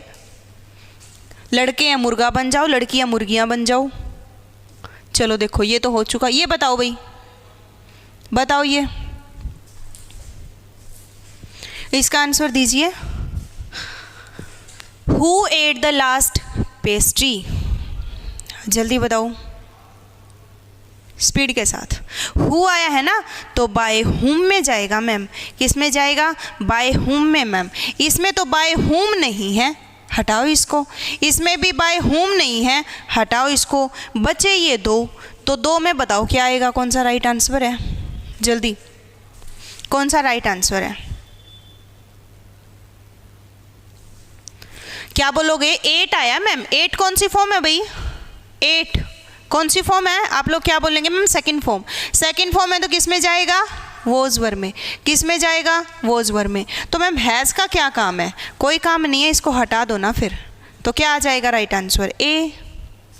ए आप सभी का राइट आंसर है, ठीक है। ओके जी, ए आप सबका राइट आंसर है। नेक्स्ट क्वेश्चन की तरफ बढ़ते हैं। Shut the door. Imperative sentence आ जाए तो भी, इंपैरेटिव सेंटेंस आ जाए तो भी तो इनको लेट से शुरू कर देना आप लोग। क्या कर देंगे? लेट से। इंपैरेटिव सेंटेंस की पहचान क्या होती है? ये आपके वर्ब से शुरू होते हैं, जैसे open the door, shut the door, close the window, है ना, समझ गए? तो ये क्या होते हैं? आपके वर्ब से शुरू होते हैं। शट द डोर तो क्या आ जाएगा? लेट से शुरू कर देना, let the door be shut, ठीक है। मैंने बोल दिया ओपन द विंडो, इसको बनाना सारे बच्चे। ओपन द विंडो, जैसे ये जो वनडे एग्ज़ाम होते हैं ना आप लोगों के, इसमें इस टाइप के क्वेश्चन आ जाते हैं। वनडे एग्ज़ाम समझ रहे हो ना कौन से होते हैं, जिसमें मेंस नहीं होता, ठीक है। तो वहाँ पे वो इसके इस टाइप के क्वेश्चन आपको देखने को अच्छे खासे मिलते हैं। तो जो भी सेंटेंस आप लोगों के वर्ब से शुरू हो उनको लेट से शुरू कर देना आप, ठीक है। और लेट फिर सब्जेक्ट लगा देना, लेट के साथ बी का पेयर जरूर रखना। Let the door be shut, let the door be shut. तो ये वाला तो क्या बनेगा? ये let the let the window be open, ठीक है, let the window be open कर दोगे। चलिए नेक्स्ट क्वेश्चन आप लोगों के सामने, ये हो चुका, ये हो चुका, ये वाला आ ही गया, ये कर ही लोगे तो, ये भी हो चुका मेरे हिसाब से तो वकैब भी आ गई भैया अपनी, ठीक है। तो बताओ एक बार सारे बच्चे, वॉइस क्लियर हुई है आप लोगों की? ये बताओ, इसका आंसर बताओ, ये नहीं हुआ इसका आंसर बताओ, कौन सा टॉपिक है मैम? ये एग्ज़ाम देने के बाद पूछ लेना भाई कौन सा टॉपिक है ये। 2 घंटे क्लास को चलते होगे, तुम्हें ये नहीं पता है टॉपिक कौन सा चल रहा है? We must now deal with this problems. बताओ मॉडल्स आया है, कौन सा मॉडल्स है इसके अंदर? कहाँ पे ध्यान करोगे आप लोग? आप लोग करेंगे मस्ट के ऊपर। किसके ऊपर? मस्ट के ऊपर। मस्ट है तो फिर ऑप्शन में क्या ढूंढोगे? Must be. क्या ढूंढेंगे? Must be, must be. इसमें तो मस्ट ही गायब कर दिया मैम, इसमें बी गायब कर दिया मैम, और बचे ये 2। बताओ फिर दोनों में कौन सा आंसर राइट है? These problem must now be dealt with by us, या फिर these problems must now be dealing with by us? जल्दी बताइए, स्पीड के साथ जल्दी बताओ। तो आप क्या कहेंगे कि मैम पैसिव वॉइस के अंदर चाहे कोई सा टेंस हो मैम, वर्ब की थर्ड फॉर्म ही आती है। थर्ड आती है तो डीलिंग आने का तो कोई मतलब ही नहीं बनता मैम, कैंसिल। तो राइट ऑप्शन क्या आ जाएगा? ए ऑप्शन आप लोगों का राइट आंसर हो जाएगा, ठीक है, समझ गए? चलिए नेक्स्ट क्वेश्चन की तरफ बढ़ते हैं। ये हो चुका,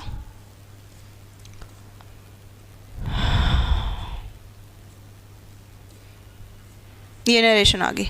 तो भाई अब वकैब की तरफ चल रहे हैं, तब तक सारे बच्चे मेरे को ये बता दो वॉइस क्लियर हुई कि नहीं हुई? जल्दी। अब आप लोग जब प्रैक्टिस करो ना क्लास ख़त्म होने के बाद, कोई भी 20-30 नंबर का कोई भी सेट ले लेना एक वॉइस का, उसको सोल्व करना MCQ, ठीक है, उसको सोल्व करना ऑप्शन वाले के हिसाब से, ऑप्शन के हिसाब से ही, जैसे हमने किया है ना ट्रिकी वे से, ऐसे ही करना है आप लोगों ने। बताओ फिर फटाफट, वॉइस हो गई क्लियर? जल्दी।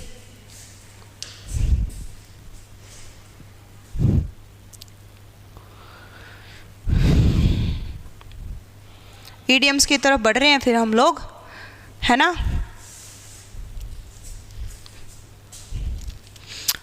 क्या बोलते हैं, हे पार्थ रथ को ईडियम्स की तरफ मोड़ लो।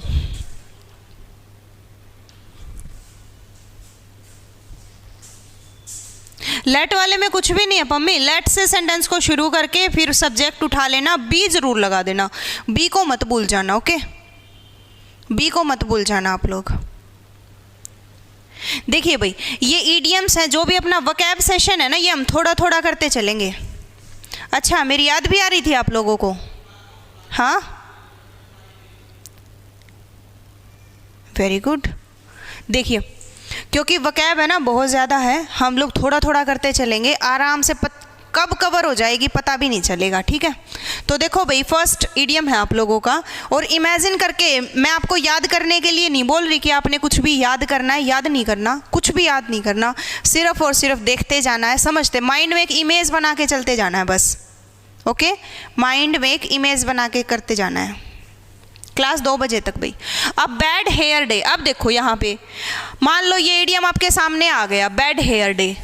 तो बैड क्या होता है? बुरा। हेयर क्या होता है? बाल, है ना, बुरे बाल। किसी भी ईडियम को उसके मीनिंग से ही याद कर लो, उसी के अंदर से तोड़ तोड़ के, अलग से याद करने की ज़रूरत नहीं है, उसी के अंदर से तोड़ तोड़ के याद कर लो आप लोग, तो अपने आप याद हो जाएगा। अब एक बात बताओ, अगर आपको कहीं पार्टी वार्टी में जाना हो तो आप तो बाल बूल बना के जाओगे, लड़कियां पफ वफ उठा के जाएंगी अपना, है ना, जाएंगी ना पिनशिन लगा के। लेकिन मान लो आपको कहीं नहीं जाना, बिल्कुल मनहूस दिन चल रहा है आपका, कुछ करने का मन नहीं है, तो आपके बाल ऐसे बिखरे रहेंगे, यूं भूत लगोगे, बिल्कुल भूत, ठीक है। तो बाल आपके बिखरे हुए हैं, बैड हेयर, बुरे हेयर, बाल बिखरे हुए हैं, कब? जिस दिन आपका मनहूस दिन हो, कुछ काम करने का मन नहीं कर रहा। तो बैड हेयर डे जो ईडियम है ये किसके लिए यूज होता है? A day on which everything seems to go wrong, जिस दिन हर काम गलत होता चले। क्या? जिस दिन हर काम गलत होता चले उसको क्या बोलेंगे हम लोग? बैड डे बोलेंगे, bad day, bad hair day. क्या बोलेंगे? बैड हेयर डे बोलेंगे। ठीक है, पेपर के अंदर कैसे आएगा? पेपर के अंदर आपको एक सेंटेंस मिलेगा। क्या मिलेगा? सेंटेंस मिलेगा, उसके नीचे अंडरलाइन मिलेगा आप लोगों को, यहाँ पे अंडरलाइन मिल जाएगा, नीचे फिर आपको ऑप्शन मिलेंगे कि कंफर्टेबल डे है, अनकंफर्टेबल डे है, कौन सा डे मतलब कौन से दिन की बात कर रहा है, ये सिचुएशन कौन सी है। तो इस टाइप के ऑप्शन आपको देखने को मिलेंगे। I am having a bad hair day, ये आ गया ना इडियम। ठीक है, तो मेरा एक मनहूस दिन था, इसीलिए मैंने डिसाइड किया कि मैं घर पे ही रहूँगा और आज रात को रेस्ट करूँगा। समझ गए? नेक्स्ट इडियम है आप लोगों के सामने, मेन करवाऊंगी जो इंपॉर्टेंट है। बेड ऑफ रोजेज है, बेड ऑफ रोजेज। अब एक बात बताओ, आपके बेड पे फूल ही फूल बिछे हैं, रोजेज ही रोजेज बिछे हैं, तो ये सिचुएशन आपको कैसी लगेगी? जल्दी बताइए, ये सिचुएशन आप लोगों को कैसी लगेगी अगर आपके बेड पे फूल ही फूल बिछे हुए हैं, कांटे नहीं है, फूल ही फूल हैं, तो आप क्या कहेंगे? बिल्कुल अच्छी सिचुएशन लगेगी मैम, है ना? अच्छी लगेगी ना? कंफर्टेबल होके आराम से सोओगे ना? बिल्कुल। तो बेड ऑफ रोजेस का मतलब क्या होता है? An easy and happy situation, एक बहुत ही अच्छी और आसान सिचुएशन। क्या? आसान, आरामदायक स्थिति होती है ना, उसको बोलते हैं बेड ऑफ रोजेस। तो weight loss is a challenging task, not a bed of roses. इस टाइप से आपको ऑप्शन मिलेगा। क्लास 2 बजे तक है भाई।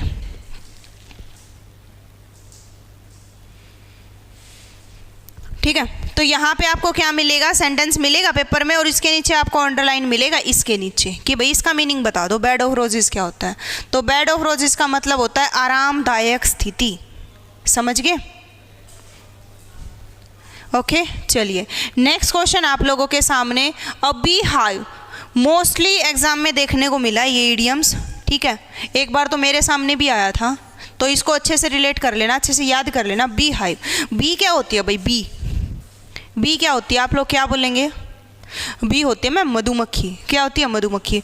आपने ये देखा होगा कि मधुमक्खी जो होती है उनका बहुत ही बिजी दिन होता है बेचारियों का। सारा दिन कभी फूलों पे मंडराती है, रस को इकट्ठा करती है, शहद बनाती है, बहुत मेहनत का काम करती है मधुमक्खियाँ, करती है ना। बिजी डे होता है उनका, बिजी। तो बी हाइव जो मधुमक्खी से रिलेट करके आप इसको क्या मीनिंग बना सकते हो? A busy place. ठीक है, और बी हाइव जो मधुमक्खियों का छत्ता होता है ना, वो एक बिजी प्लेस होता है। क्यों? वहाँ पे बस शहद बनाने का काम चलता रहता है। क्या है? वहाँ पे शहद बनाने का काम चलता रहता है। समझ गए? ठीक है, ओके। तो ऐसे मतलब यूँ रिलेट करके करोगे ना, इडियम्स भूलोगे नहीं कभी भी। अब बिग ड्रॉ है, बिग ड्रॉ, लकी ड्रॉ सुना है ना आपने? लकी ड्रॉ है ना, कहीं भी लकी ड्रॉ निकलने लग जाए तो वहाँ पे हम लोग क्या करते हैं? फिर तो सारे यूँ सोचते हैं मैं भी इसमें पार्टिसिपेट कर लूँ, मैं भी ये कर लूँ, मैं भी वो टिकट खरीद लूँ, क्या पता मेरी भी लॉटरी लग जाए, है ना? सोचते हैं ना सारे। तो बस वहीं से रिलेट करेंगे। अब बिग ड्रॉ, एक बहुत ही बड़ा ड्रॉ, सेल लगी हुई है दिवाली की, है ना? सेल लगी हुई है, 200 में 2 जूतियाँ सेल लगी हुई है। तो वो क्या है? लोगों के लिए वो अट्रैक्शन का काम करेगी। क्या करेगी? अट्रैक्शन का काम करेगी। समझ रहे हो ना? तो बिग ड्रॉ का मतलब क्या होता है? Huge attraction. ठीक है, e commerce sales are big draw nowadays. इन दिनों जो ई कॉमर्स है वो बिग डे मतलब क्या कर रही है? लोगों को अपनी तरफ अट्रैक्ट करने का काम कर रही है। क्या करने का? अट्रैक्ट करने का काम। ये आपने ना नोट करने हैं, कुछ नहीं नोट करना, आपने सिर्फ देखना है, क्योंकि जब आप बुक्स में से इनको पढ़ोगे ना ऑटोमेटिकली ट्रिक माइंड में आएंगी आपके। समझ गए? ऑटोमेटिकली ट्रिक आपके माइंड में आएंगी। चलिए, अट्रैक्शन की स्पेलिंग गलत लिख रहे हो पागलो। ये देखो भाई, और birds eye view. Birds eye view क्या होता है? ये काम हम कब करते हैं? जब हमारा एग्ज़ाम सिर पे आ जाता है। एग्ज़ाम जब हमारा सिर पे आ जाए तो हम क्या करते हैं? अपने नोट्स को उठाते हैं, उनमें से फटाफट मोटे मोटे जो हमारे टॉपिक्स हैं जिनमें से हमें ये लगता है पेपर में आएगा, हमने जो मेन हेडिंग बना रखी है उनको पढ़ते हैं फटाफट ऊपर से, है ना? तो जो वो ऊपर से पढ़ना होता है ना, वही होता है क्या? वो होता है बर्ड्स आई व्यू। याद कैसे करोगे?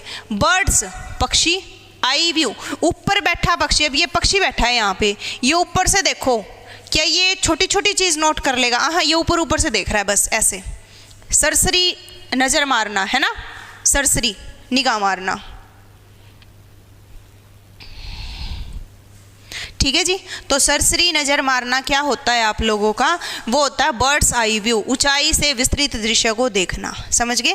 जैसे मान लो सेंटेंस आ जाए, could someone give us a bird's eye view on the plan of the plan before we discuss the specific details, कि हम इस डिटेल्स को मतलब इस प्लान को डिस्कस करें उससे पहले मेरे को थोड़ा सा ओवरव्यू होता है ना, ओवरव्यू देना, वही है ये। तो याद हो जाएगा। चलो अब ब्लेसिंग इन डिस्गाइज। अब ये देखो आप लोग, ये क्या है भाई, ये होता है जब हमारे साथ कुछ बुरा हो ना, उसमें कुछ अच्छा हो जाए, बुरे में कुछ अच्छा हो जाए, है ना। सॉन्ग सुना है ना आपने, ठोकर सॉन्ग सुना है ना, उसमें क्या होता है, वो कांस्टेबल की तैयारी करने जाता है ना, उसको कांस्टेबल से निकाल दिया जाता है और उसकी वजह से वो और अच्छे से तैयारी करता है और लास्ट में इंस्पेक्टर बन के आता है। होता है ना, ठीक है, होता है। तो वही वाली बात है, कुछ बुरे में भी कुछ अच्छा हो जाए, वो होता है ब्लेसिंग इन डिस्गाइज। ब्लेसिंग क्या होती है, दुआ। डिस्गाइज क्या होता है, श्राप, बद्दुआ। बद्दुआ में भी दुआ छिपी है। एक ये मंच की एक ऐड आती है आप लोगों की,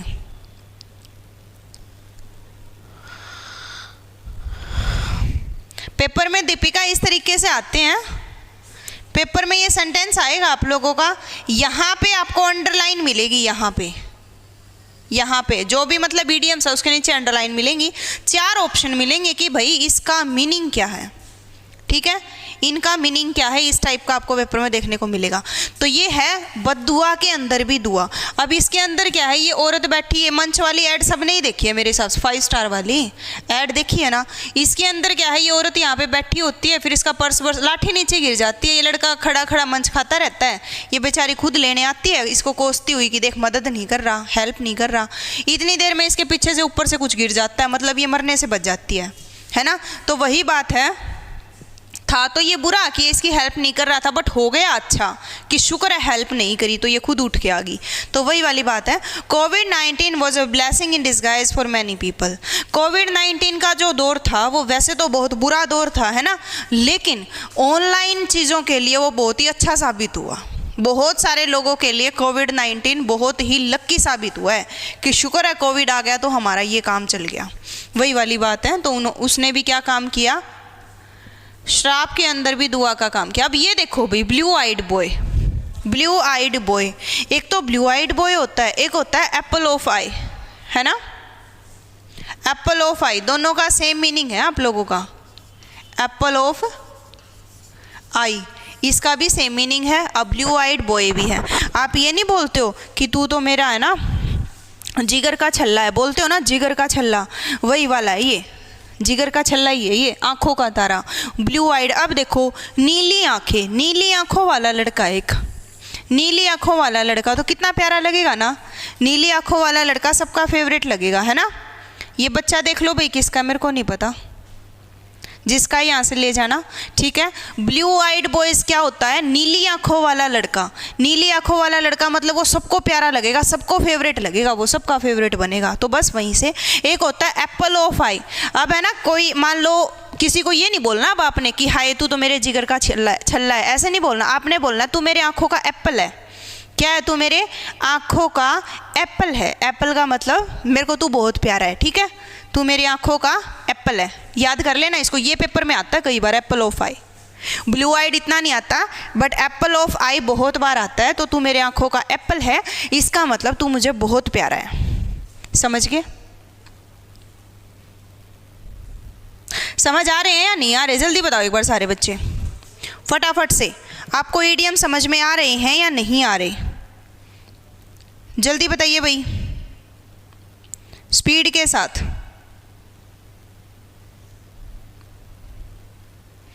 जल्दी बताओ।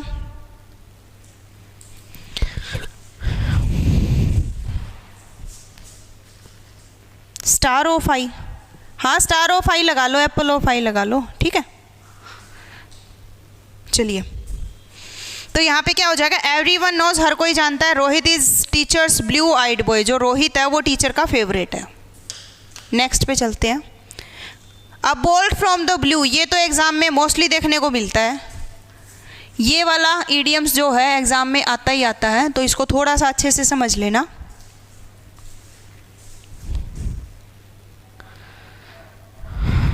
इडियम्स कर रहे हैं भाई, इडियम्स, पेपर में एक ईडियम्स पक्का आता है, ये आपने भी देखा होगा, है ना।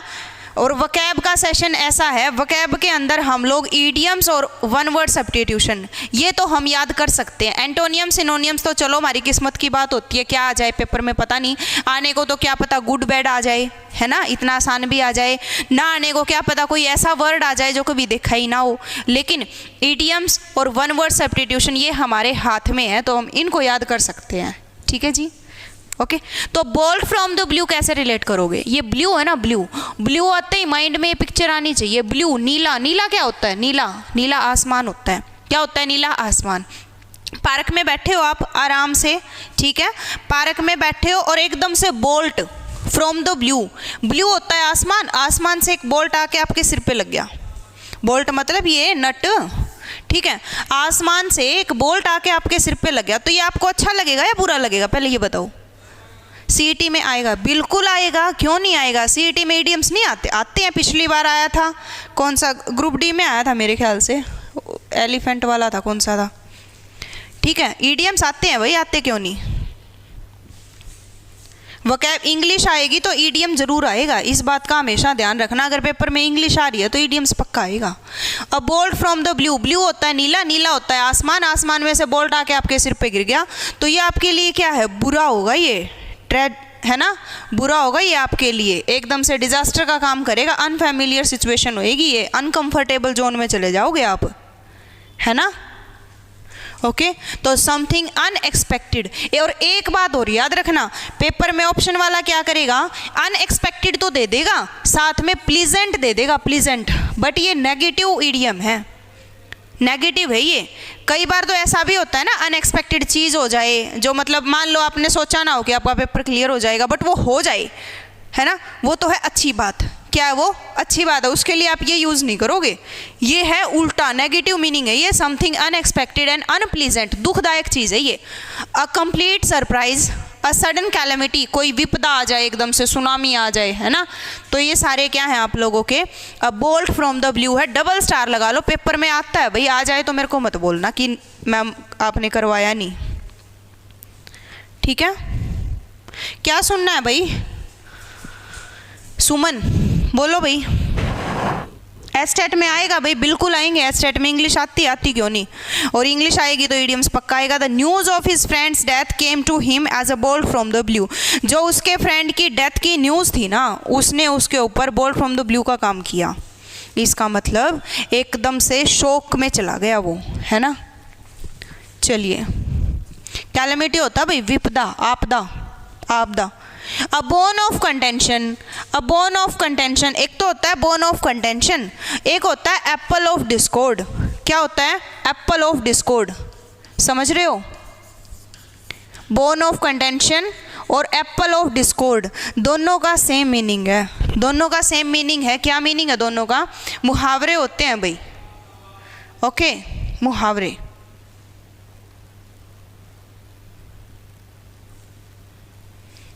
ठीक है भाई, क्या मीनिंग होता है, बोन होता है हड्डी, कंटेंशन यानी अब ये दो कुत्ते हैं, इन दोनों के बीच में झगड़े का कारण कौन बन रहा है, ये हड्डी बन रही है, कौन बन रही है, हड्डी बन रही है। इसका मतलब ऐसे अपन देसी लैंग्वेज में बोलते हैं ना, फसाद की जड़, कि तू है सारे फसाद की जड़, तो जो वो फसाद की जड़ होता है ना, वो होता है आपका बोन ऑफ कंटेंशन, है ना। बोन ऑफ कंटेंशन होता है फसाद की जड़, समझ रहे हो, झगड़े की जड़ बनना, कॉज ऑफ डिस्प्यूट, झगड़े का कारण बनना, कॉज ऑफ क्वेरल, लड़ाई का कारण बनना। Seema was a bone of contention between two friends, दो फ्रेंड्स के बीच में जो सीमा है वो झगड़े का कारण बनती है ना, बनती है ना, लड़की दो लड़कों के बीच में झगड़े का कारण, वही वाली बात है कि सीमा जो है वो दो फ्रेंड्स के बीच में झगड़े का कारण बनती है, मेन फसाद की जड़ तो वही है, उसी की वजह से लड़ाई होती है, समझ गए। अब कोई सीमा हो तो वो अपनी बात, इसको, इस बात को दिल पे मत लेना, ठीक है, ये तू नहीं है, ये कोई और सीमा है। चलिए भाई, आगे चलते हैं, दोनों मीनिंग को, एप्पल ऑफ डिस्कॉर्ड भी वही होता है, एप्पल सेब। अब एक ऐसे रिलेट कर लेना इसको, एप्पल ऑफ डिस्कॉर्ड को पेपर में वो आता है, बोन ऑफ कंटेंशन भी आता है, बट एप्पल ऑफ डिस्कॉर्ड ज़्यादा आता है। ठीक है, तो कैसे याद करोगे, आप और आपका कोई भाई बहन था, घर में एक एप्पल रखा था, एप्पल को एक बार मतलब आपने अपने लिए रखा था, आपके भाई बहन ने निकाल के खा लिया, तो झगड़े का कारण कौन बना, एप्पल बना। ऐसे याद कर लेना। इन चीज़ों को जब भी ऐसे रिलेट करके करोगे ना तब जाके याद होएंगे, ये अदरवाइज याद नहीं होएंगे भाई। ओके, नेक्स्ट पे चलते हैं। नेक्स्ट इडियम है आप लोगों के सामने, अ bull in china shop. A bull in china shop, Chinese shop थी भाई, एक मॉल था, कोई क्या था, मॉल था। मीनिंग देखने से पहले उसी के अंदर से मीनिंग ढूंढेंगे हम। 90% ईडीएम है ना, खुद में ही अपना मीनिंग दे देते हैं, अलग से उनका मीनिंग नहीं होता, अपने नाम में ही मीनिंग छिपा होता है उनका। समझ गए? चलिए, अब bull in china shop, Chinese shop थी, एक मॉल था, कोई मोबाइल वगैरह की शॉप थी, उसके अंदर एक बुल, एक सांड घुस गया। अब एक बात बताओ, बुल का वहाँ पे क्या काम भाई? चाइनीज शॉप है एक, वहाँ पे क्रोकरीज रखी है, बहुत सारा सामान रखा है, तो बुल का वहाँ पे क्या काम? बुल सांड होता है, बिल्कुल होता है भाई, बैल। ठीक है, तो उसका वहाँ पे क्या काम? ओके, तो क्या हो जाएगा ये, एन एक्सट्रीमली ऑकर्ड। ऑकर्ड क्या होता है? अजीब। कोई भी चीज़ जो बिल्कुल अजीब है ना, बिल्कुल अजीब, कोई भी चीज़ बिल्कुल अजीब है। क्लमजी पर्सन, क्लमजी पर्सन क्या होता है? अनाड़ी व्यक्ति। क्या होता है? अनाड़ी। अब मान लो किसी को डांस का डी नहीं आता हो और उसको स्टेज पे चढ़ा दिया जाए कि तू डांस करके दिखा, तो वो क्या है वहाँ पे? वो बुल इन चाइना शॉप है। समझ गए? बात समझ रहे हो ना? ठीक है, मान लो किसी को सिंगिंग नहीं आती बिल्कुल, उसको इंडियन आइडियल में भेज दिया जाए, जा भाई तू सिंगिंग करके आ, तो वो क्या है वहाँ पे? बुल इन चाइना शॉप है। ओके, रटते नहीं है कभी भी वकैब को, रटते नहीं है, तो बुल इन चाइना शॉप क्या हो जाएगा? अनाड़ी व्यक्ति। As a politician he was a bull in china shop and often had to apologise for his rough speech. Politician होने के नाते वो एक बुल इन चाइना शॉप है, क्योंकि वो हमेशा उसको शर्मिंदगी महसूस करनी पड़ती है अपनी स्पीच की वजह से। ओके, चलिए नेक्स्ट इडियम है आप लोगों के सामने, ये वाला burning question, most important question idiom. Star लगा लेना, पेपर में बहुत बार देखने को मिला बर्निंग क्वेश्चन। बर्निंग क्या होता है? जलना, जला हुआ क्वेश्चन। जला हुआ क्वेश्चन से रिलेट है कि भाई एक हॉट इशू, जला, हॉट है ना, a hot issue, a hot issue, इसका मतलब एक ऐसा इशू जिसके ऊपर रोज़ बात होती ही होती है। जैसे आज के टाइम पे सीईटी है अपना, है ना, आज के टाइम पे जो अपना सीईटी है, वो सीईटी क्या है? एक बर्निंग क्वेश्चन है। क्या है आज के टाइम पे सीईटी? एक बर्निंग क्वेश्चन, एक हॉट इशू, है ना, एक गहरा मुद्दा है जिसके बारे में बात करते ही करते हैं। तो ये क्या है आप लोगों का? ठीक है, ये आप लोगों का क्या है? बर्निंग क्वेश्चन है। The question of taxation has always been a burning question. Tax का जो क्वेश्चन है ना, टैक्स का क्वेश्चन हमेशा लोगों के बीच में एक बर्निंग क्वेश्चन रहा है। मतलब हर किसी उसके अंदर टैक्स के बारे में बात होती ही होती है। आग लगाने वाला मामला नहीं होता ये विकास, ये आग लगाने वाला मामला नहीं है ये। बर्निंग क्वेश्चन का मतलब है ट्रेंडिंग क्वेश्चन, जो चीज़ ट्रेंडिंग में चल रही है, जिसके बारे में बात होती होती है, ट्रेंडिंग क्वेश्चन। ठीक है, चर्चित मुद्दा, वेरी गुड। ओके, चलिए नेक्स्ट क्वेश्चन आप लोगों के सामने ये रहा, केक वॉक। केक वॉक भाई देखो, ये वाला भी पेपर में आया था और बिल्कुल आसान है याद करना, बिल्कुल ही आसान। केक वॉक, केक तो खाया है ना सबने, है ना, केक खाया है। अब एक बात बताओ, मैं आप लोगों को ये बोल दूं कि यहाँ पे ना अंगारे पड़े हुए हैं, आग पड़ी हुई है, कांटे पड़े हुए हैं, आप इन पे चल के दिखाओ, क्या आप चल दोगे? मैंने आपको ये बोल दिया कि अंगारे पड़े हुए हैं यहाँ पे, आग, कोयले, तो आप उन पे चल के दिखाओ नंगे पैर, क्या आप चल दोगे? नहीं चल सकते। और ऐसी ही बात मैं ये बोल दूं कि यहाँ पे केक पड़ा हुआ है, केक, तुम इस पे चल के दिखा दो, केक पे चल दोगे? बिल्कुल चल दोगे। केक में क्या है? चल दोगे ना। केक वॉक, केक पे चलना, इसी को तोड़ लो, इसी वर्ड को तोड़ लो बस, केक वॉक, केक पे चलना। केक पे चलना क्या बिल्कुल आसान काम है, हो जाएगा याद। समथिंग वेरी इजी, बहुत आसान काम, एन इजी अचीवमेंट, बहुत ही आसान अचीवमेंट जो आराम से मिल जाएगी हमें, है ना, easy task. Okay. An easy achievement, extremely easy, बहुत ही ज़्यादा आसान काम। Competitive exams are not a cake walk these day. इन दिनों जो कॉम्पिटिटिव एग्ज़ाम है ना वो कोई बच्चों का खेल नहीं है। जो तुम ये बातें करते करते पढ़ते हो ना, इससे पेपर क्लियर नहीं होएगा। ओके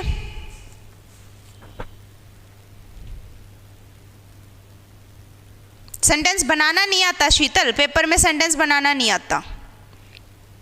ये 10th और 12th में आते थे अपने सेंटेंस बनाने। कॉम्पिटिटिव एग्जाम में इनसे सेंटेंस बनाना नहीं आएगा। बस इतना आएगा आपको, या तो अकेला ही ये दे देंगे अ केक वॉक, बस इतना दे दिया आपको, ठीक है, a easy task, a different task, option में से आप देख के बता दो, या फिर पेपर में ये कंप्लीट सेंटेंस दे देंगे, यहाँ पे अंडरलाइन कर देंगे कि भाई इसका मीनिंग बता दो, फिर नीचे ऑप्शन दे देंगे। दो ही तरीके से इडियम्स आता है पेपर में, ठीक है, समझ गए? ओके तो चलो देखो, केक वॉक का पता चल गया ना। चाइल्ड प्ले की इडियम और होता है चाइल्ड प्ले, सेम मीनिंग इसका है। अगर ये आ जाए ना चाइल्ड्स प्ले, इसका भी सेम मीनिंग है। क्या? ये भी इजी टास्क ही होता है, चाइल्ड प्ले भी और केक वॉक भी, ठीक है। आगे चलते हैं। नेक्स्ट क्वेश्चन है कैन ऑफ वॉर्म। अब ये देखिए, can of worm, can of worm क्या होता है भाई? आपने कैन खरीदा, एक कैन मतलब ये ड्रिंक व्रिंक करने वाला, अपना कोल्ड ड्रिंक वाला है ना, आपने कैन खरीद लिया। वॉर्म्स क्या होता है? कीड़े। कैन के अंदर बहुत सारे कीड़े निकल के आ गए। आपने तो ड्रिंक खरीदी थी, कोल्ड ड्रिंक खरीदी थी, उसके अंदर से कीड़े निकल के आ गए, तो वो आपके लिए अच्छी सिचुएशन होएगी या कॉम्प्लिकेटेड सिचुएशन होएगी? कॉम्प्लिकेटेड होएगी, है ना, समझ रहे हो ना। मान लो आपकी पैंट थी, आपने घर पे धोने के लिए दी अपनी वाइफ को, वहाँ से ये पर्ची निकल के आ गई, इस पे लिख रखा है किसी लड़की का नंबर, तो वो आपके लिए क्या है? वो आपके लिए किसका काम करेगी? कैन ऑफ वॉर्म्स का काम करेगी। किसका काम करेगी? कैन ऑफ वॉर्म्स का। यहाँ देखिए, darling I don't want to open a can of worms. मैं कैन ऑफ वॉर्म्स ओपन नहीं करना चाहती। इसका मतलब क्या है कि मैं कॉम्प्लिकेटेड सिचुएशन नहीं करना चाहती पैदा, ठीक है, मैं कॉम्प्लिकेटेड सिचुएशन पैदा नहीं करना चाहती। But I found a women's phone number in your pocket. लेकिन मुझे तुम्हारी पॉकेट में एक वुमेन का नंबर मिला है, अब मैं क्या करूं, है ना।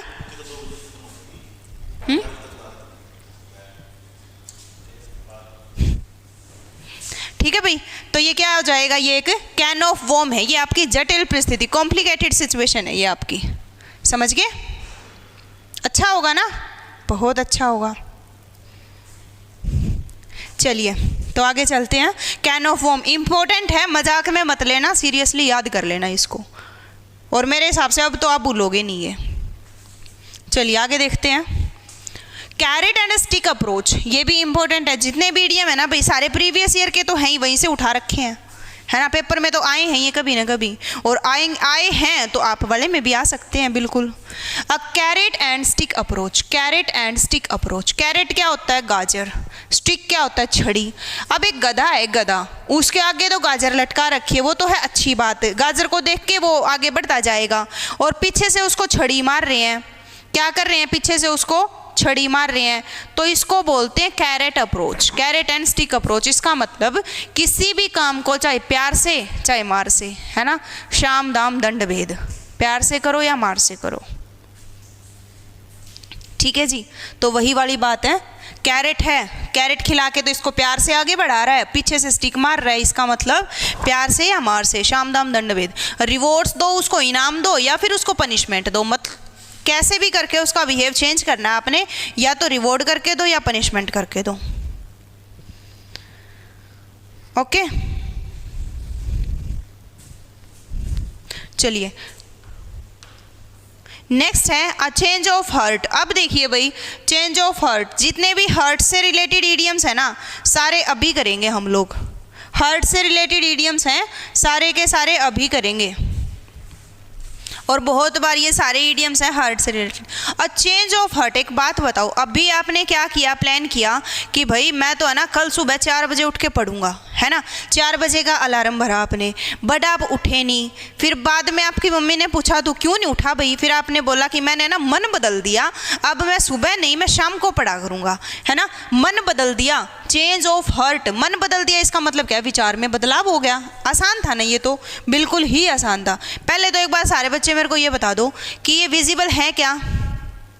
मैंने इनको थोड़ा जूम किया है, तो आप लोगों को दिखाई दे रहा है या नहीं दे रहा, जल्दी बताइए, बताओ भी एक बार, यस और नो, स्पीड के साथ। विजिबल है या नहीं है?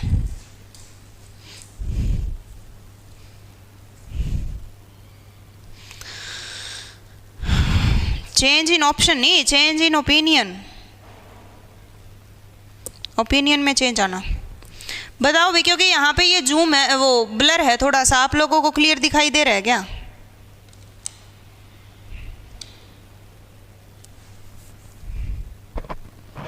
क्लियर है, वेरी गुड। देखो भाई, फर्स्ट वाला है हैव अ हर्ट। क्या है फर्स्ट वाला? Have a heart. Have a heart का मतलब क्या है? दिल रखना। हाँ, कई बार क्या होता है, कोई इतना खड़ूस होता है, मुझको क्या बोलते हैं कि तेरे अंदर तो दिल ही नहीं है। अगर दिल नहीं होता तो मर नहीं जाता। कोई इंसान दिल के बिना जिंदा रह सकता है? नहीं रह सकता। बट ये ईडियम है क्या कि तेरे अंदर दिल नहीं है। दिल नहीं है का मतलब तू बहुत ही निर्दयी है, मतलब दया ही नहीं है तेरे अंदर, तो है ना, तेरे अंदर दया ही नहीं है। उसके लिए ईडियम आता है have a heart, be merciful, दया होना, दिल रखना। अब जिसके अंदर दिल है मतलब वो दयालु है, जिसके अंदर दिल नहीं है वो दयालु नहीं है। तो बस वही बात है, हैव अ हार्ट का मतलब दिल रखना, इसका मतलब दयालु हो आप, बी मर्सीफुल। ठीक है, आपके अंदर दिल है, हो, ओके। नेक्स्ट है have you heart set on something. इसको कैसे याद करेंगे? हैव योर हर्ट, तुम्हारा दिल, सेट, सेट है किसी चीज़ पे, समथिंग, किसी चीज़ पे दिल सेट है। इसका मतलब वो कुछ भी हो सकता है, कोई चीज़, कोई इंसान जिस पे सेट, बिल्कुल सेट है दिल। इसका मतलब क्या है? आप उस चीज़ को चाहते हो। नाम से ही पता चल रहा है भाई। मैं तो इन्हीं की हिंदी कर रही हूँ, इनकी हिंदी से ही हम लोग मीनिंग पे पहुँच रहे हैं। अब कोई भी चीज़, कोई प्रोफेशन हो सकता है, कुछ भी हो सकता है, उस पर आपका दिल बिल्कुल सेट है एकदम से, तो इसका मतलब क्या है? वो चीज़ आपको चाहिए है, आप उस चीज़ को पसंद करते हो, है ना। ठीक है जी। तो क्या हो जाएगा? To want something very much, किसी चीज़ को बिल्कुल दिल से चाहना, बहुत ज़्यादा चाहना, उसके लिए इडियम यूज होएगा have you heart set on something. Next है eat your heart out. Eat your heart out. कई बार हम ऐसा नहीं बोलते हैं कि भाई मेरे को तो है ना अंदर ही अंदर कुछ खाए जा रहा है ना, ठीक है, मेरे को तो अंदर ही अंदर कुछ खाए जा रहा है। इसका मतलब क्या? आप जल रहे हो बिल्कुल अंदर ही अंदर। क्या बोला मैंने? इसका मतलब आप अंदर ही अंदर जल रहे हो। तो बस वही बात है, ईट खाना, हर्ट दिल, अंदर ही अंदर दिल खाए जा रहा है, मतलब अंदर ही अंदर दिल को कुछ खा रहा है। इसका मतलब आप जल रहे हो, जलन फील कर रहे हो, जेलस। क्या फील कर रहे हो? क्या फील कर रहे हो आप लोग? जेलस फील कर रहे हो। तो ईट योर हार्ट आउट का मतलब होता है we say this when we make someone jealous. जब हम जलन फील करते हैं तो वो क्या होता है आप लोगों का? Eat your heart out. In a heart beat, in a heart beat, heart beat में रहना। अच्छा एक बात बताओ, मान लो आपको जैसे स्पीच देने का फोबिया है कहीं पे, मतलब आपको डर लगता है कहीं भी ऑडियंस में बोलने से, और आपको स्टेज पे चढ़ा दिया जाए कि तू बोल भाई, तो आपकी हार्ट बीट तेज होएगी या हार्ट बीट में ही रहोगे? जल्दी बताओ। आप लोगों की हार्ट बीट तेज हो जाएगी, आपकी हार्ट बीट के अंदर ही रहोगे, मतलब नॉर्मल रहोगे, क्योंकि आपको स्पीच तो देनी आती नहीं, आपको तो फोबिया उस चीज़ का। तो आप क्या कहेंगे कि तब तो मैम हार्ट बीट बढ़ जाएगी। इसका मतलब आप हेजिटेशन फील करोगे, बिल्कुल। बट ईडियम है ये उल्टा। क्या है? इसने तो बोला है हार्ट बीट में रहना है, इसका मतलब कोई हेजिटेशन नहीं है, कोई भी हेजिटेशन नहीं है, है ना। तो क्या हो जाएगा? Very quickly, without any hesitation, बिना हेजिटेशन के किसी काम को जल्दी जल्दी कर देना, वो क्या होता है? In a heart beat, heart beat में रहना है, कोई हेजिटेशन नहीं है। ऑप्शन हिंदी में आएंगे इंग्लिश में? क्या कह रहे हो काजल? हिंदी में क्यों आएगा? इंग्लिश में हिंदी कहाँ आती है? इंग्लिश टू इंग्लिश आएगा। हम बच्चे थोड़ी हैं जो हिंदी टीचर को बोल देते थे कि जी हिंदी लिख देना साथ में, पेपर में बैठोगे तुम, ऑप्शन में इंग्लिश टू इंग्लिश आएगी। तो क्या हो जाएगा? In heart beat, heart beat में रहना है, मतलब कोई हेजिटेशन नहीं करनी आपने। हार्ट ऑफ स्टोन, पत्थर का दिल। क्या? पत्थर का दिल, है ना। किसी का कांच का दिल होता है ना, कांच का दिल था टूट गया, बट अगर पत्थर का दिल हो तो ऐसे नहीं बोलते हैं तू तो पत्थर का इंसान, तेरा तो दिल पत्थर का है भाई।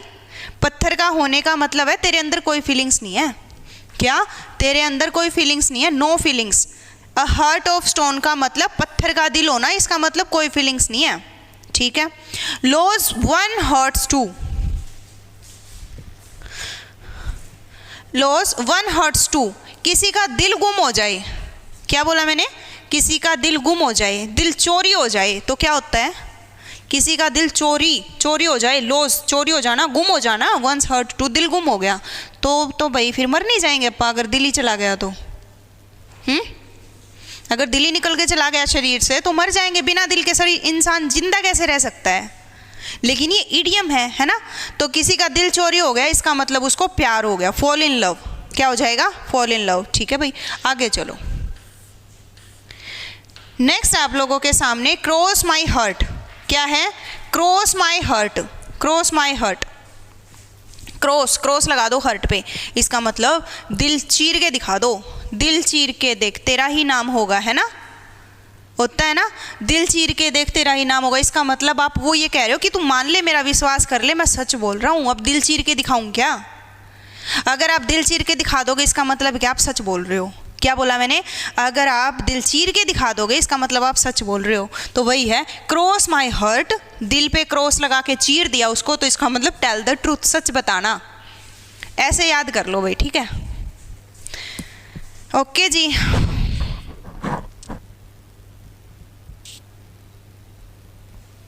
याद हो रहे हैं ना इडियम साथ के साथ, क्रॉस माई, अब हमें याद करने से मतलब है चाहे कैसे भी करें, और इडियम्स का तो काम ऐसा है अगर अपने से रिलेट करके याद करोगे ना तो जल्दी याद रहेंगे, अदरवाइज भूल जाओगे, ओके।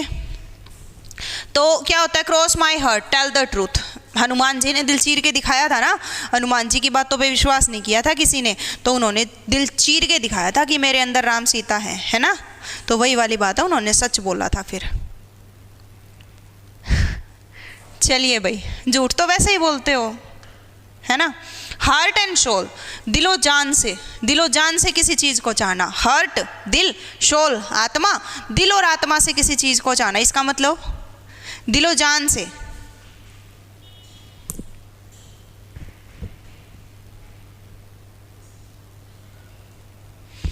ठीक है, इसका मतलब कंप्लीटली उस चीज़ को चाहना, एंटायरली पूरे तरीके से उस चीज़ को चाहना होता है हार्ट एंड सोल, दिल और आत्मा से उस चीज़ को चाहना होता है हार्ट एंड सोल, ठीक है। Next, wear heart on its sleeves, wear heart on his sleeves, कई बार क्या होता है मतलब हमारे मन में यूं चलता है कि भाई है ना अगला बंदा क्या सोच रहा है ना, हम यूँ सोचते हैं, हमें मतलब अंदर ही अंदर यूँ होता है कि उस इंसान के बारे में सब कुछ पता करना है कि वो क्या सोच रहा है, उदास क्यों है, खुश क्यों है, होता है ना कि उसकी फीलिंग्स है ना हमें पता रहनी चाहिए हर टाइम, होता होगा ये।